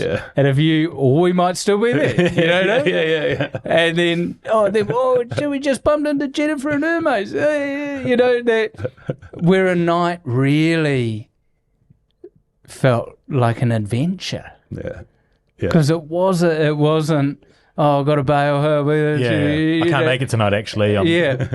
Just that, no, you're dialed in. This is where we're at. Yeah. And then you get a cab home. And you don't wake up the next morning and look at text. What happened there? What else have you taken off the table that you used to think was important that now you wouldn't give a second thought to? Probably quite a lot of things. For me, it was rushing. I would rush to do things, thinking, I have to get back to that person straight. I have to email them back straight away about that. I have to do this. I'm running up the stairs. I'm doing that. Because my dad was a rusher. And just now going, no, try and do things a bit slower. And you don't actually lose any time.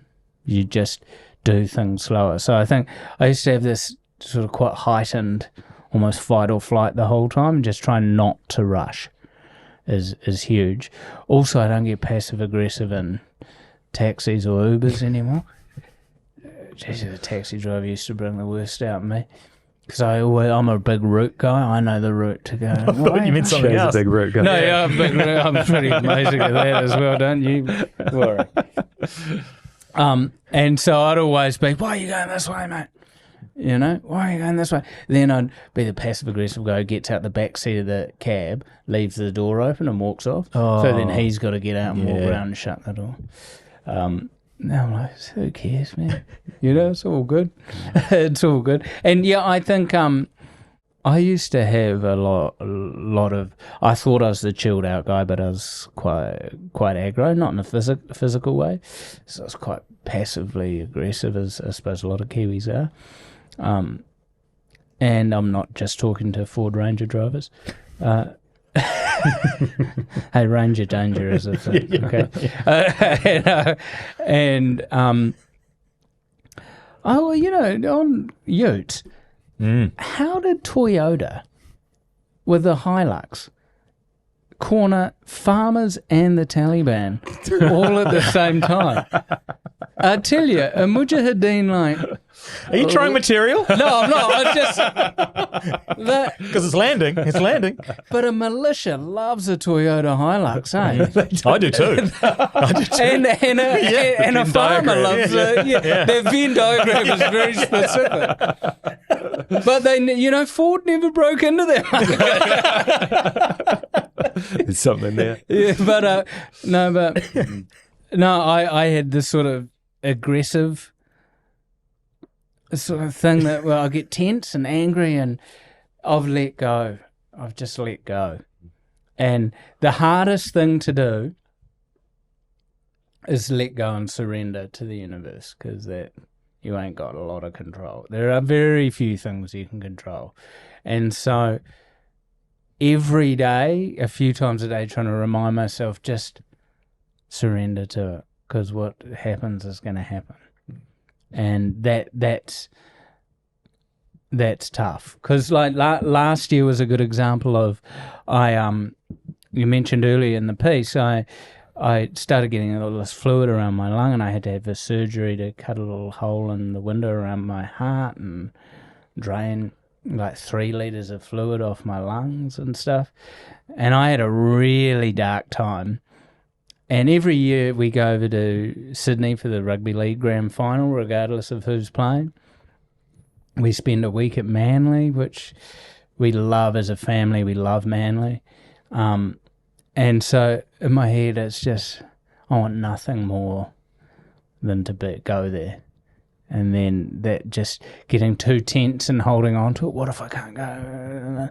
I'm going, well, I don't know if I can go or can't go. And then it worked out, and went and had the best week there, and the Warriors New South Wales Cup side was in the grand final. So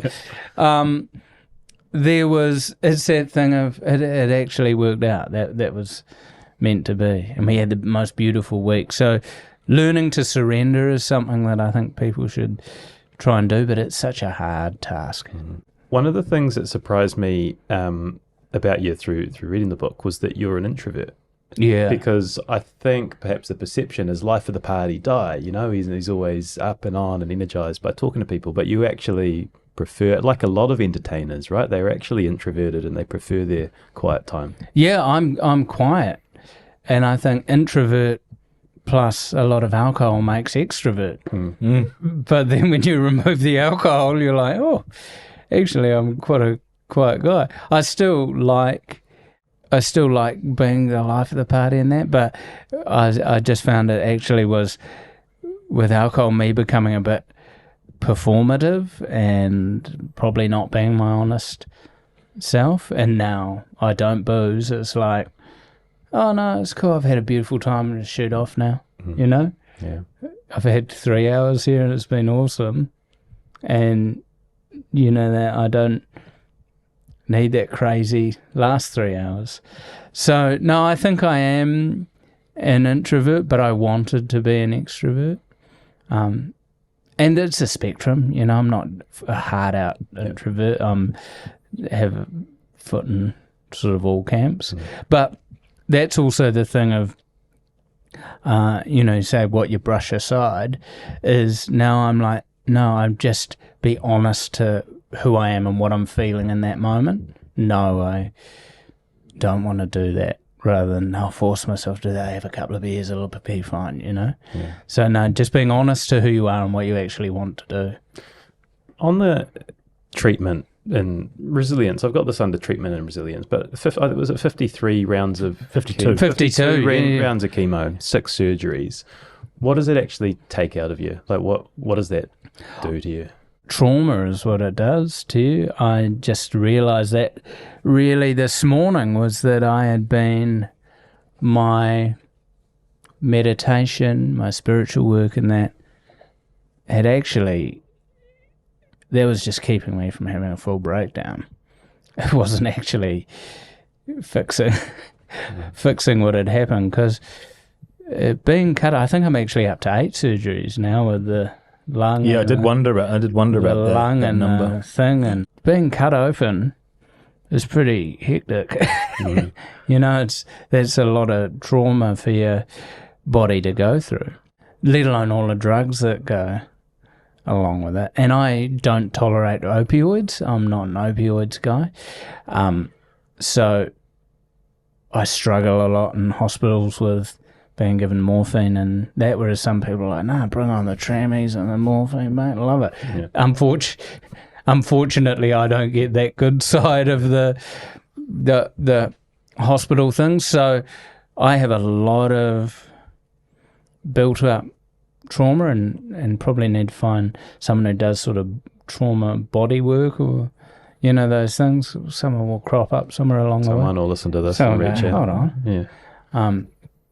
My bloody mate Brian, and he's the funny one, and he's amazing at trauma treatment as well. Can we just say, last time I talked about getting suggested a massage spot, we were on a 7 days tour. I'm like, oh, so I need a massage. Get suggested this massage spot in Palmerston North. Show up.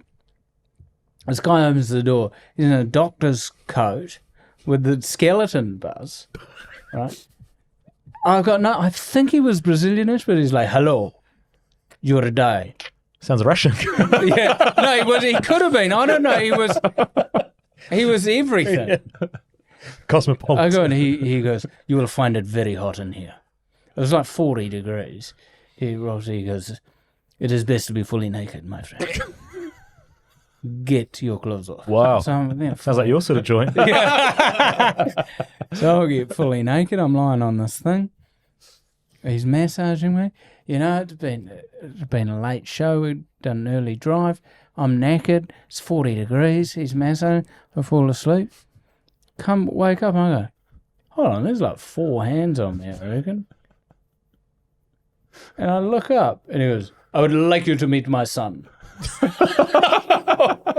As I wake up, there's just this dude and his son going to town on me in lab coats. Most popular joint in Palmy too. To be fair, it was a cracking massage. Yeah. It was one of those ones that really hurt. Yeah. And you come out and I was like, oh God. And then 2 days later, I felt so good. But yeah, Did you do this? Oh no! I'm No, gonna no. I'm going to leave that out. I was going to say, did you do the scan? Because if there's a box of tissues next to the bed, then generally that's a sign. Oh yeah. Yeah. Hey, It's a universal sign. I just went. That's not to say why we've got tissues in the studio. Yeah, no, I just went. Whatever went on, and I can't remember it. So that was what's meant to be. And so now I think. Well, I know I have a lot of trauma from surgeries and treatment, and I don't quite know how to get rid of it. But I think knowing that you have it is probably a good thing, and just being quiet with yourself and kind to yourself. People could be a bit kinder to themselves. It's very easy to be harsh.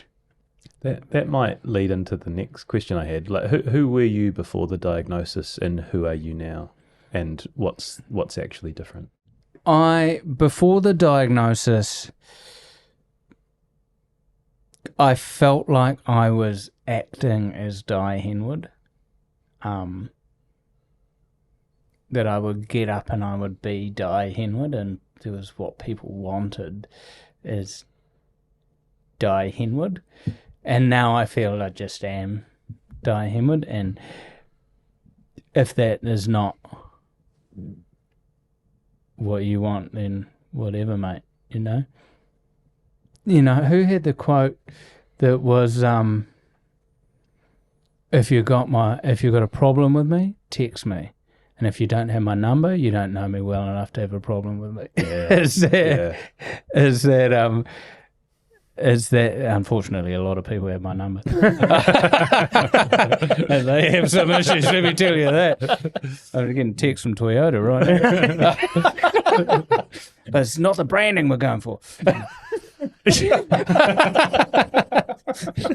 You know, we're just Ford will come calling though. Yeah, we're just going for the bugger ads. Okay? We'll just keep the militia thing on the side. And it's just trying to be. I still don't quite know who I am.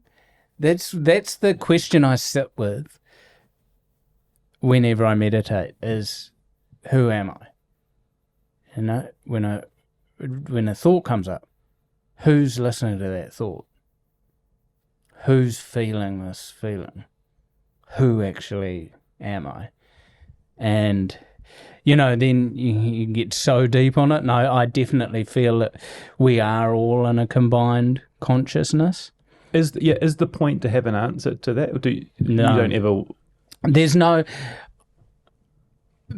Meditation doesn't have metrics. There isn't... I remember asking you about this in the first episode. How do you know when you're good? You can't finish it. So it's just doing it. And you can't do it badly. And so it is... I think it just makes you realise, I'm not my thoughts, I'm not my body. You know, because I don't go, okay, Dai's body will be at the Between Two Beers. My arm will be at the Between Two Beers podcast at 11 p.m. No, I will be there. Who am I? So just realising that, and it gives me great peace to realise what I believe is we're all connected, we're all part of one consciousness, the whole universe is one consciousness, and the universe is in us, and these little vehicles happen to be a way for the universe to look at itself and check itself out. And when our bubbles pop, we just go back into the whole consciousness. That's our energy, and that's sort of something I'm slowly getting to grips with what I think or believe. And I was someone who was like hardcore atheist punk type when I was anti-establishment when I was when you were P-Funk Chainsaw. Yeah. Well, before when I was a teenager, I was there's no God in heaven, so get off your knees sort of guy. Whereas now I'm actually a bit, believe in God, but God to me is the universe. Mm-hmm. It's not, I use the term God because it makes sense, but I'm not using it in a Christian term or a sort of, or Allah, or, to me, God is just the universe, and there isn't a good or bad, there is just the universe, and surrendering to that. So, no, I love those huge questions that there aren't an answer for, and I love it with you when we had it last night, when you're looking up at the stars with a kid, and them getting that buzz of trying to comprehend how far away. So, where you go, see that star, if you travel for 2 million years at the speed of light, you get there. Yeah. Which is just such an insane thing to try and get to grips with. And that also, that amount of insignificance brings me peace. Because it makes you realise, this whole main character syndrome, or it's not all about me. It's not even all about us. Even these huge events happening on Earth mean nothing in the whole universe. Do you experiment with psychedelics and take you to places? I know that sort of medical marijuana is part of the treatment, but like what you're talking about and expanding the mind and just kind of like, do you do that? So, I've done a lot of psychedelics in my life. I couldn't tell you the last time I did psychedelics, but it's not since my kids were alive. Like, so, it'd be over 15 years ago. I wrestle with it a lot because I'm like, I actually think I need to take heaps of mushrooms having said that, yes, I've done heaps since my kids were alive. That's right.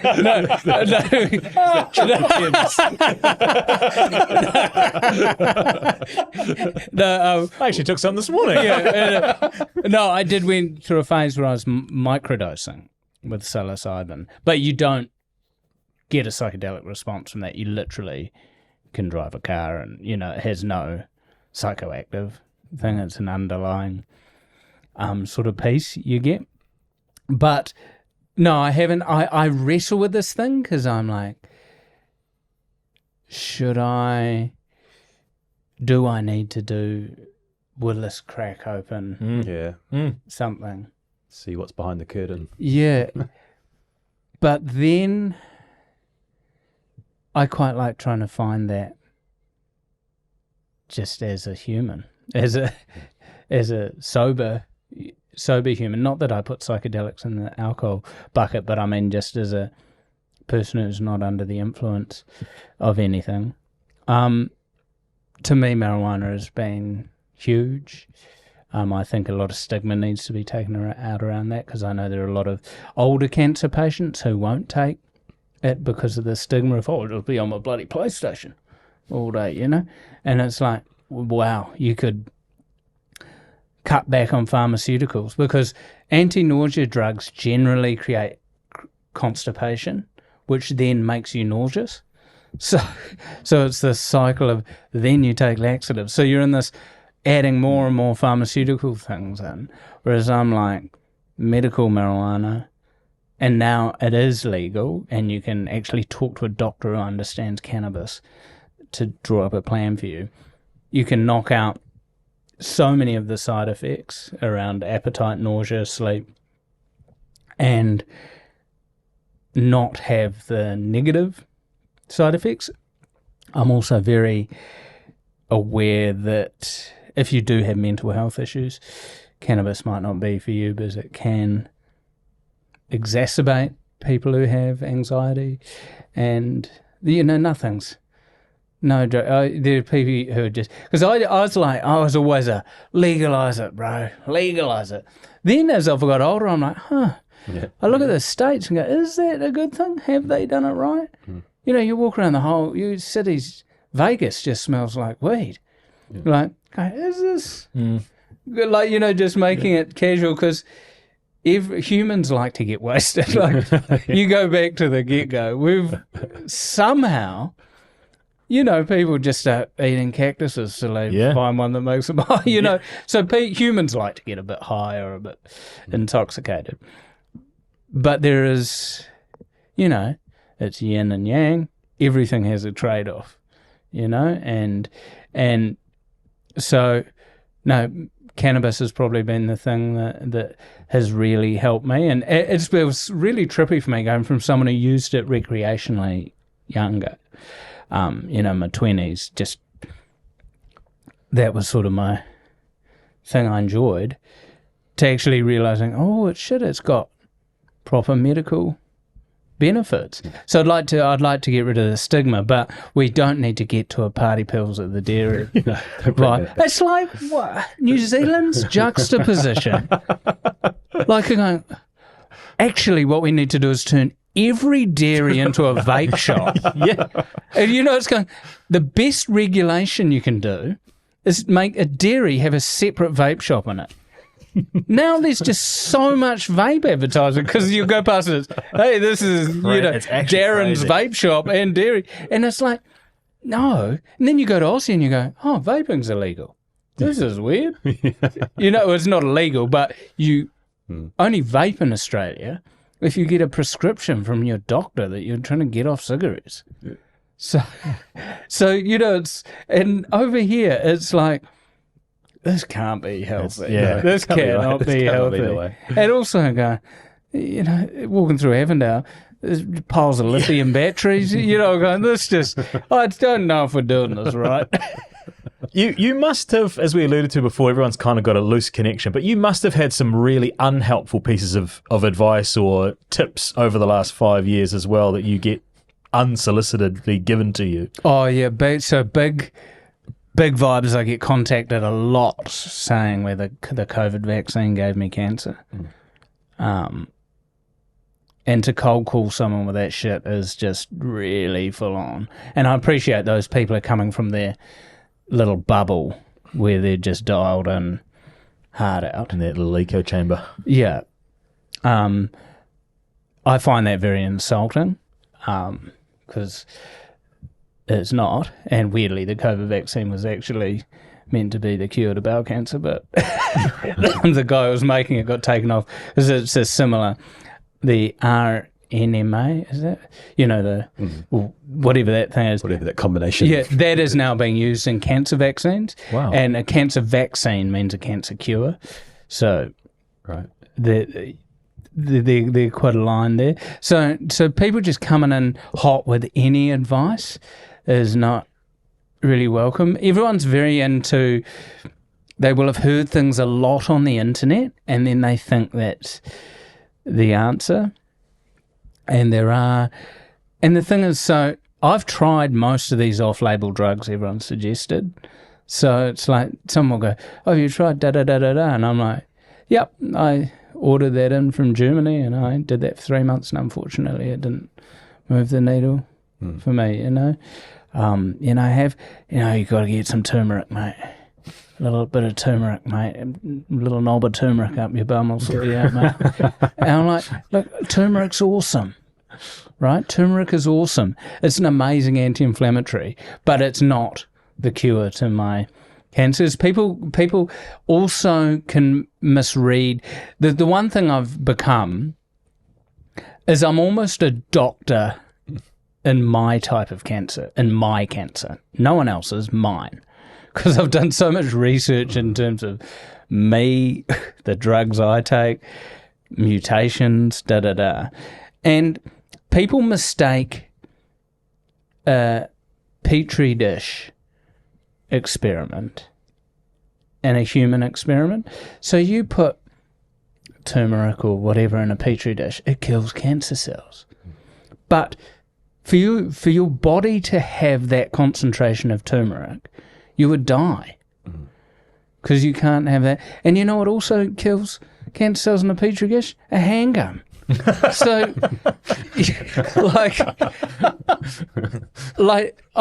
people can, and so I've been blessed with an amazing oncologist who has an open mind as well. And I'll be like, hey, check this out, and read this paper. You know, and he'll go, oh, I see that word you don't really understand. that means bummer. So it's I've been blessed with an open-minded oncologist, but yeah, I think the worst advice is people being reductionist of this cures cancer. Cancer is not a disease. It is a million diseases. Bowel cancer is a whole... There's people who have bowel cancer, but within bowel cancer, each person has their own mutation of it. So it's effectively a different... That's why there's no cure, because you're treating a different disease every time. And there are different blood markers for it and that. So I think being reductionist and thinking there is a cure. And also what frustrates me a bit is this vibe that big pharma's out there to kill you, and they have a cancer cure, but they won't let it out, bro. Yeah. Because they're making too much money off chemotherapy, bro. And just going, no, I know my oncologist. He'd be stoked if I didn't have cancer. And also, that big pharma thing did happen, but not from cancer. It happened, doctors were being bribed over and come to Vegas, bro. I'll put you up for 10 days if you flog more Viagra. There were things like that. So that there is a dodgy side to it. I'm not saying big pharma's all good. But, yeah, it's just... It gets frustrating when you're someone who's like, dude, I appreciate you throwing that at me, but I literally double research, Yeah. That's what I've loved AI for, actually, is I can just pump through all these cancer papers and go, what are these all about? Yeah. And then if one intrigues me, I can actually then dial into it and see whether the AI was making stuff up or whatever. So no, I think it's that curious thing again. I'm curious, and I think cancer patients who are involved in their outcome, who aren't dictated to, have the best outcomes. So my oncologist works for me, right? Because I pay him. He works for me, so I work with him. Chemotherapy is a tool I choose to use to fight cancer. Someone else can choose not to do it, and that's absolutely fine. But I choose to use it as a tool. And having that agency is better rather than, they're forcing me to do this chemo and this radiation. Well, they're not. You can say no, So it's important for me to frame things like that. No, my oncologist, who, he's become a friend now, but he's someone I employ as part of my team to fight this. You're such a good spokesperson for this, and I wanted to ask about the cost of it, because, and I'm thinking back to, when you went public with that incredible Jackie Brown interview, and I can only imagine the flood of messages and response that you would have got afterwards, and you've sort of carried that on for, the many years afterwards, helping tens of thousands, not hundreds of thousands of others that are going through similar journeys. But what is the cost of it?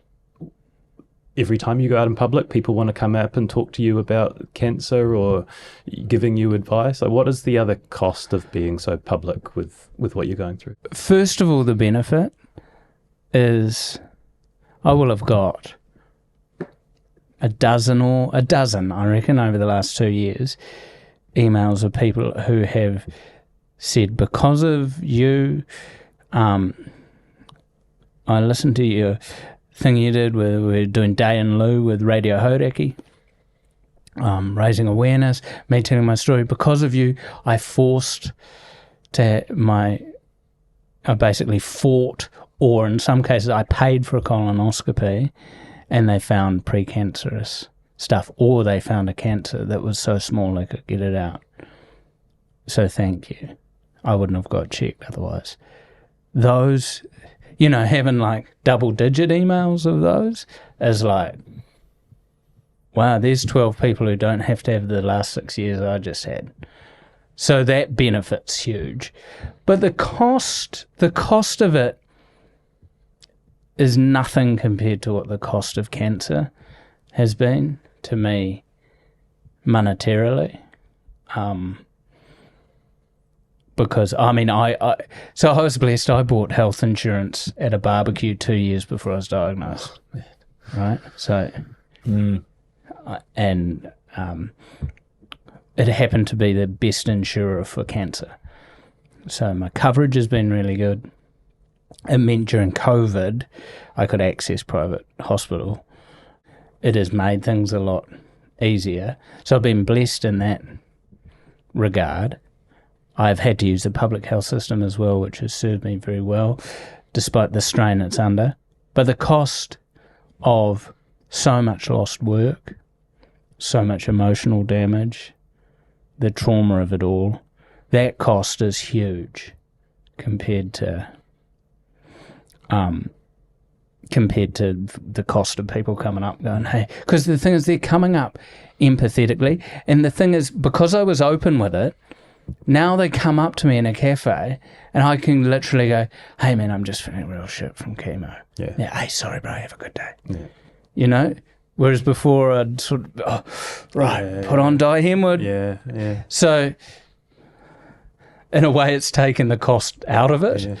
And also that thing about I've taken that people pleasing thing out, so I can go, no, I'm just telling them I don't have to give them a few laughs and 5 minutes of that. But the cost of going through treatment and then contacting your mortgage broker, and we put another 100,000 on the mortgage just to live off, you know, it's those costs. Because then you're getting the stress, the monetary stress around things, you know. So there's a huge cost to cancer, and I'm coming from a privileged background. I'm not denying that. I had, as I said, insurance. I've been very good with money. I sort of jumped on the Apple stocks early on and was lucky enough to get a house in a good time in a housing market. So I'm aware of the privileged position I'm coming from. And it's fucking hard for me. Yeah. So I have no idea how some people are dealing with this, right? You know, it's like we look at, you know, you do the weekly shop, you add up your your monthly expenses. We're like, we're not splashing out. Yeah. This is so much. How are people doing it on a minimum wage with 2 more kids than we've got? So it's like going, taking those moments, I think, which are to just realise is gratitude, you know. Gratitude for your privilege sounds weird, but it's like taking those moments to go, hey, this is hard, but we've got a roof over our heads. We've got food in the cupboard.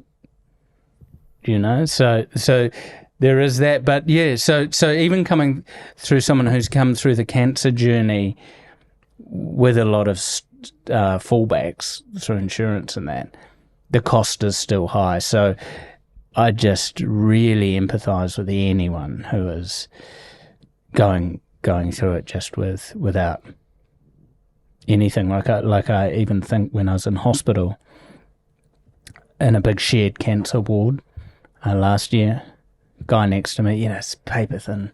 Well, not paper thin, it's just curtain. Homeless guy brought in, just been diagnosed with cancer. He's trying to organise chemotherapy, but he doesn't have a house, right? So you got to have somewhere to send info on that. And this nurse is like trying to sort this dude housing. You know, like when you just, but also like one, the nurse going above and beyond, and two, I can't even, knowing the journey this dude's about to embark on, like, bro.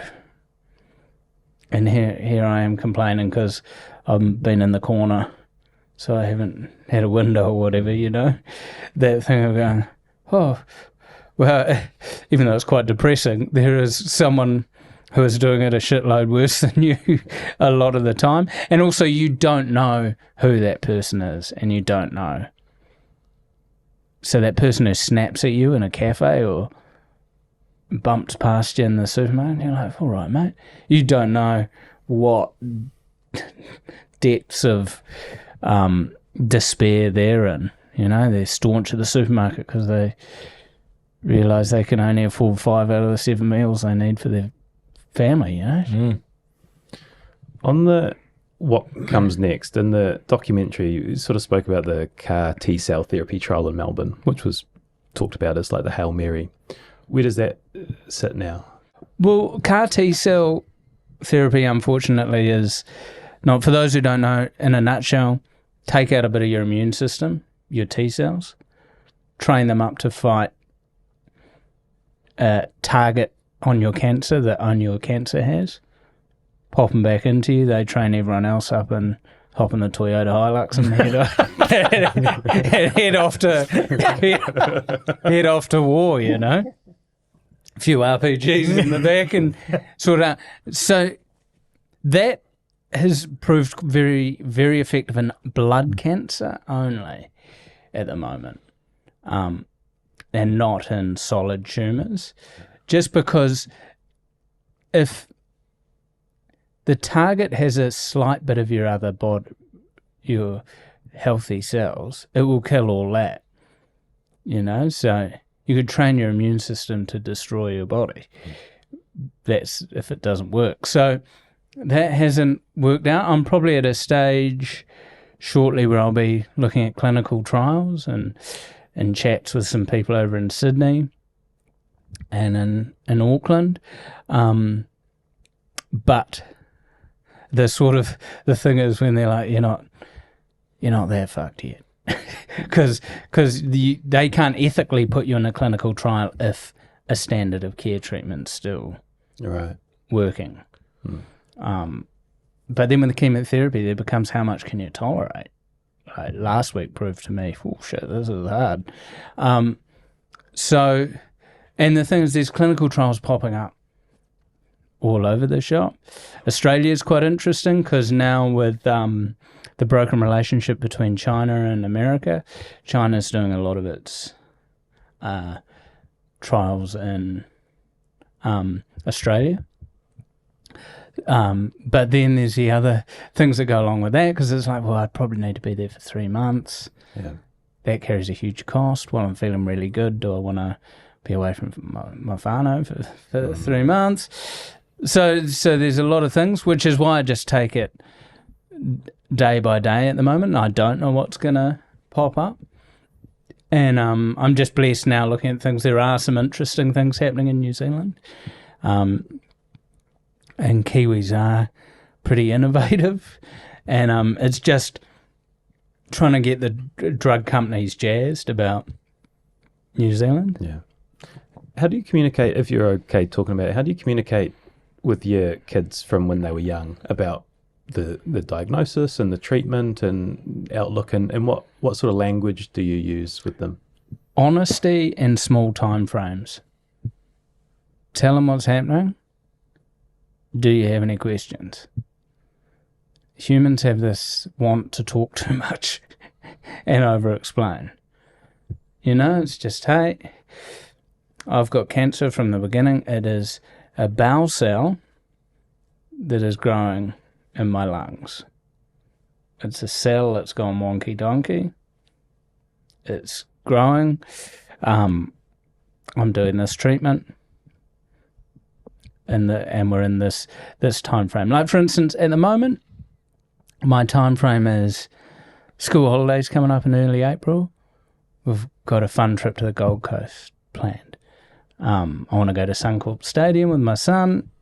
Can't stand the Broncos, but I really love Suncorp. I've never been there. Want to go and show my game, take my son to a game at Suncorp.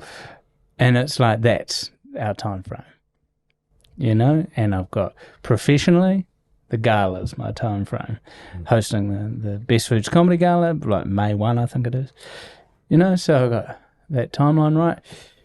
got these treatment dates. I'll do a scan here.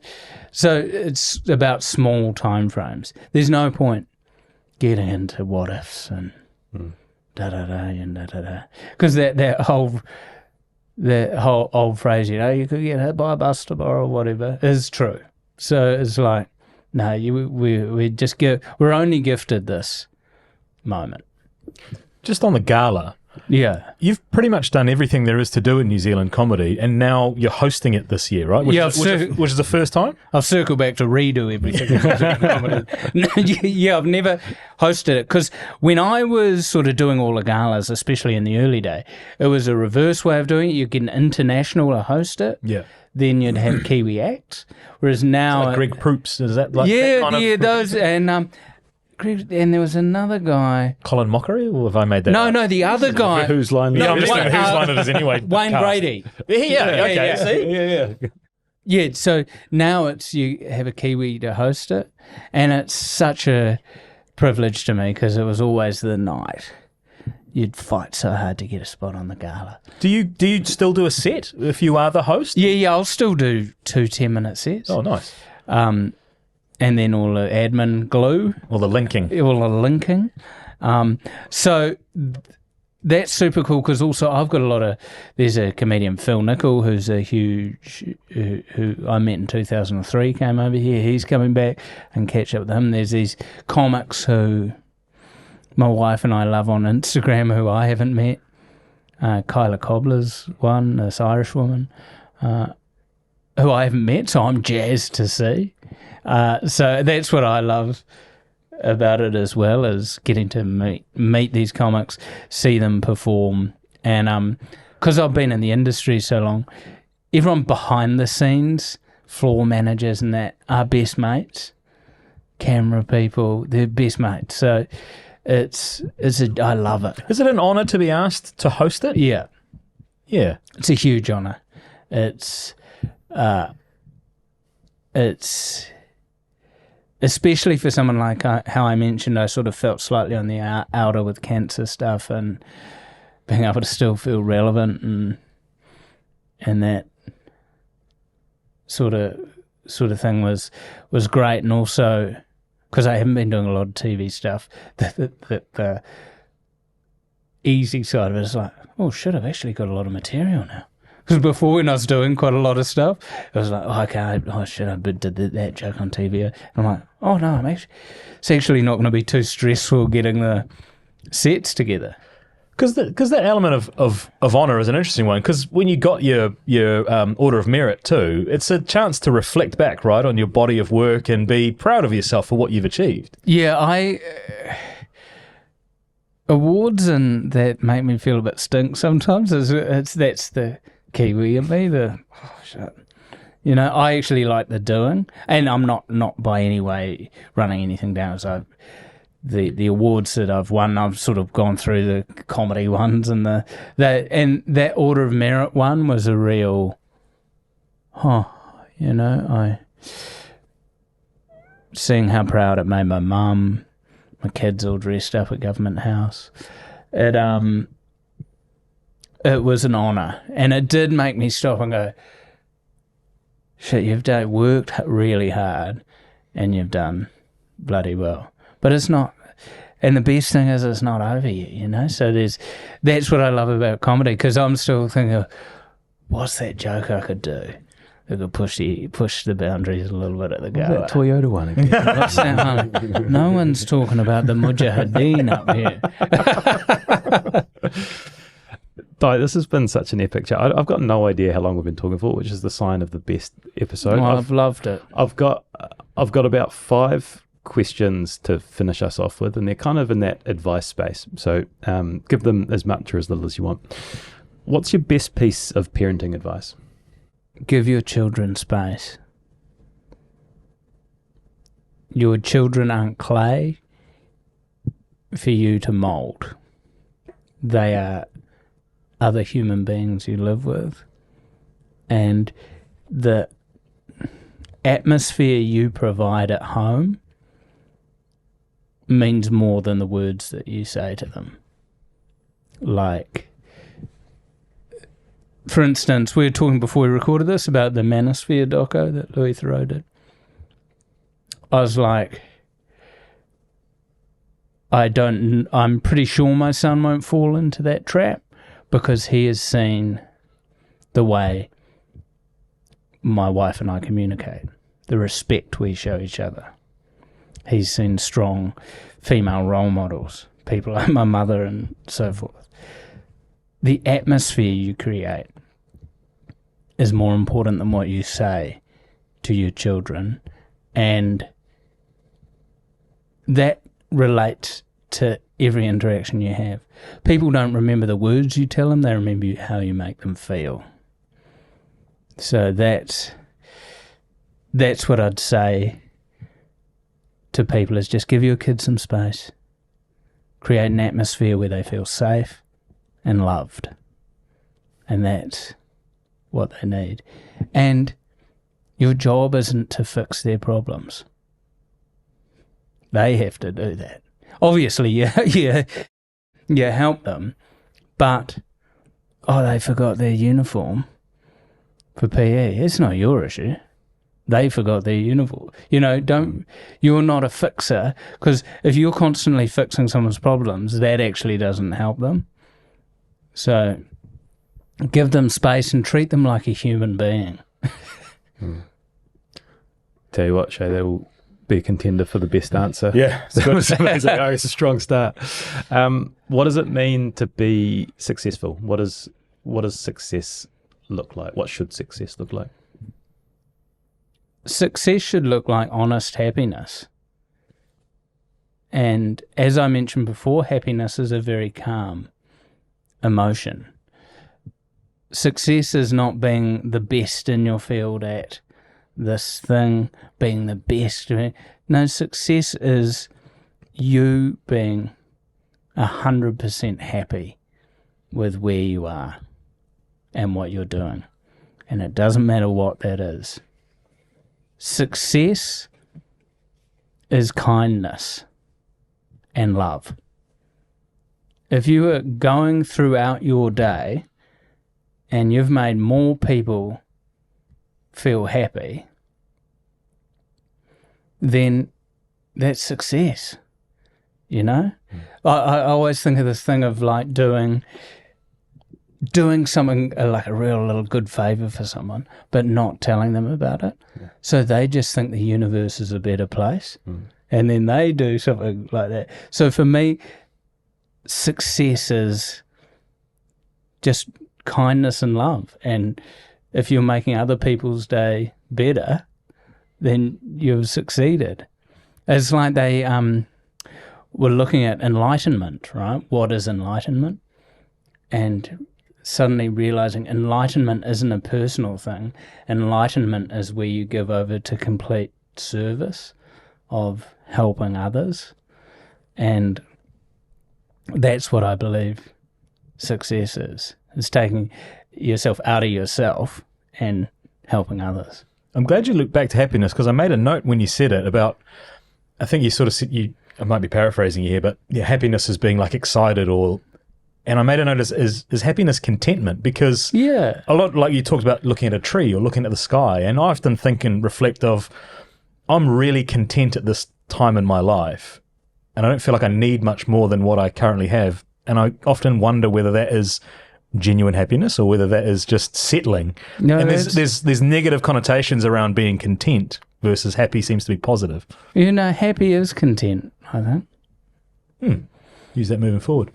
What advice would you give for someone who's just received some bad news, a bad result, they're staring down a difficult path? Do you have advice for that? Don't rush into a decision. Just sit with things for a moment, and that whole idea of, if you've got a muddy glass of water, just wait, and it will all settle to the bottom, and then it will be clear. I think people can, oh shit, this has happened, right, but actually just wait. And something I still can't get to grips with, but I'm trying more, is intuition, like listening to your intuition. I think it's a good thing to try and figure out what your intuition is and how to listen to it, because when that bad news comes, if you can just sit and the right thing to do suddenly pops up, then you've won. We spoke about relationships, but I want to double down on it, because I did have the question, what's the secret to a long-lasting relationship, which you've spoken of. But I wanted to just give you space, because the relationship with Joanna and the support she's given you, it deserves more. So what can you say about the strength and the power of a good relationship and that others can take away from it? The strength and the power of a good relationship is knowing you don't need to communicate. You just know what's up. You know that person's got your back. And I know that I've got her back. And I think it's very important it sounds very twee talking about love languages, but finding out what your partner's love language is, whether it be acts of service or words or da-da-da, and doubling down on that. And making their life better, Because why not try and make the person you love's life better? Whether that be with a little laugh or a little gift or whatever. And we find out where we both thrive. I'm a morning person. She's not a morning person. So I have no qualms doing mornings with the kids and sorting out some school stuff and getting them out the door. So I don't find that stressful. So I'm happy if most few mornings more than her I'm doing that, It's cool. So yeah, help your partner. Make their day better, I think is the thing. And also just being friends. Like, that's what long-term love is the lust is in the beginning and that, and sure, that's still there throughout your relationship, but fuck, it's cool living with a mate who's a friend. And we know more about, you know more, all those little things about your kids and that no one else knows, but you guys know. Yeah. So I think it's important to respect each other and try and make each other's day better. I've left the last big one till last, and it's life advice. What's your overriding piece of life advice? You can give a couple if you want, but I mean, here we are. We've spoken for a couple of hours, and there's an incredible story here. But at the end of it, what's the biggest takeaway? For me, life advice is there is nowhere you need to be. Like, I think we have this timeline of, I have to achieve that, I have to, this is my goal. No. Life, there is only now. This is life right now. So enjoy this moment.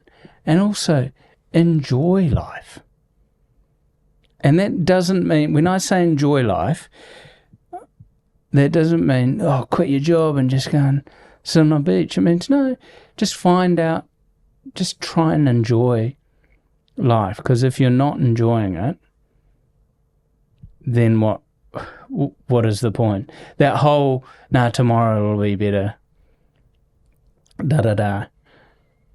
That doesn't matter. And you don't need, wealth, money obviously makes things easier. But you don't need extreme wealth and all these things, because you can take nothing of that with you. It is just try and enjoy life. What do you enjoy? And don't add things, take things away. I think people feel that adding things into their life makes their life better. If I add in this run, if I add in this, no, actually, just pare things away. The best life advice I could give people is sit and do nothing for 20 minutes a day. I don't mean meditate.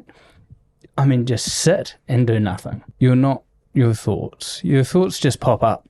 They're just electronic like impulses, right? So if you're shit at that, you're not shit at that. That's just a voice, whatever, that comes and goes. So sit in silence for 20 minutes and enjoy life. Shit, I had really high expectations for this chat, and it's blown it out of the water. Oh, thanks. I really enjoyed it, boys. Yeah, it's been so cool. I just think we've got the best job in the world. We get to talk to people and just unpack their lives and ask them most interesting questions. Thank you so much for sharing. Oh, it's just been nice talking with another couple of high status males. Sorry, I've been obsessed with that Manosphere doco. Oh mate, cheers, sticky tocky. He's Shay. He's Myron.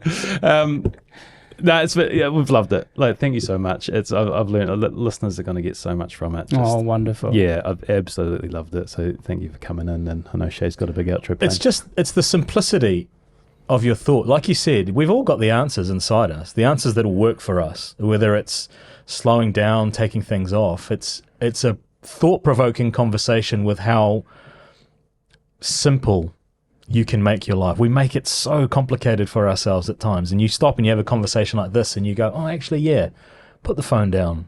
Stop saying yes to all those things. Spend time with your loved ones. Dial into what really makes them happy. It's a really timely conversation, a really awesome conversation to have and to reflect. And to double down on my point that I made earlier exactly, is death comes for all of us, right? So let's just get busy. Like that final line in your documentary, because the fear of death is gone, only the joy of living remains. You bring us joy, you're incredibly loved, humanity is incredible. Life is a gift, and it certainly is. Oh, kia ora, man. Cheers, Dai.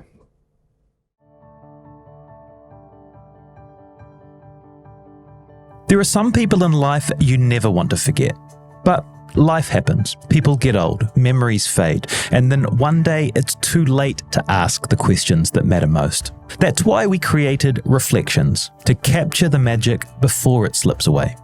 At Reflections, our award-winning interviewers sit down with your loved ones in person with time, care, and curiosity, and capture their life story in their own words. The result is a beautifully crafted family documentary, something you and your loved ones will return to, share, and treasure for generations. One day, you'll want to hear that laugh again.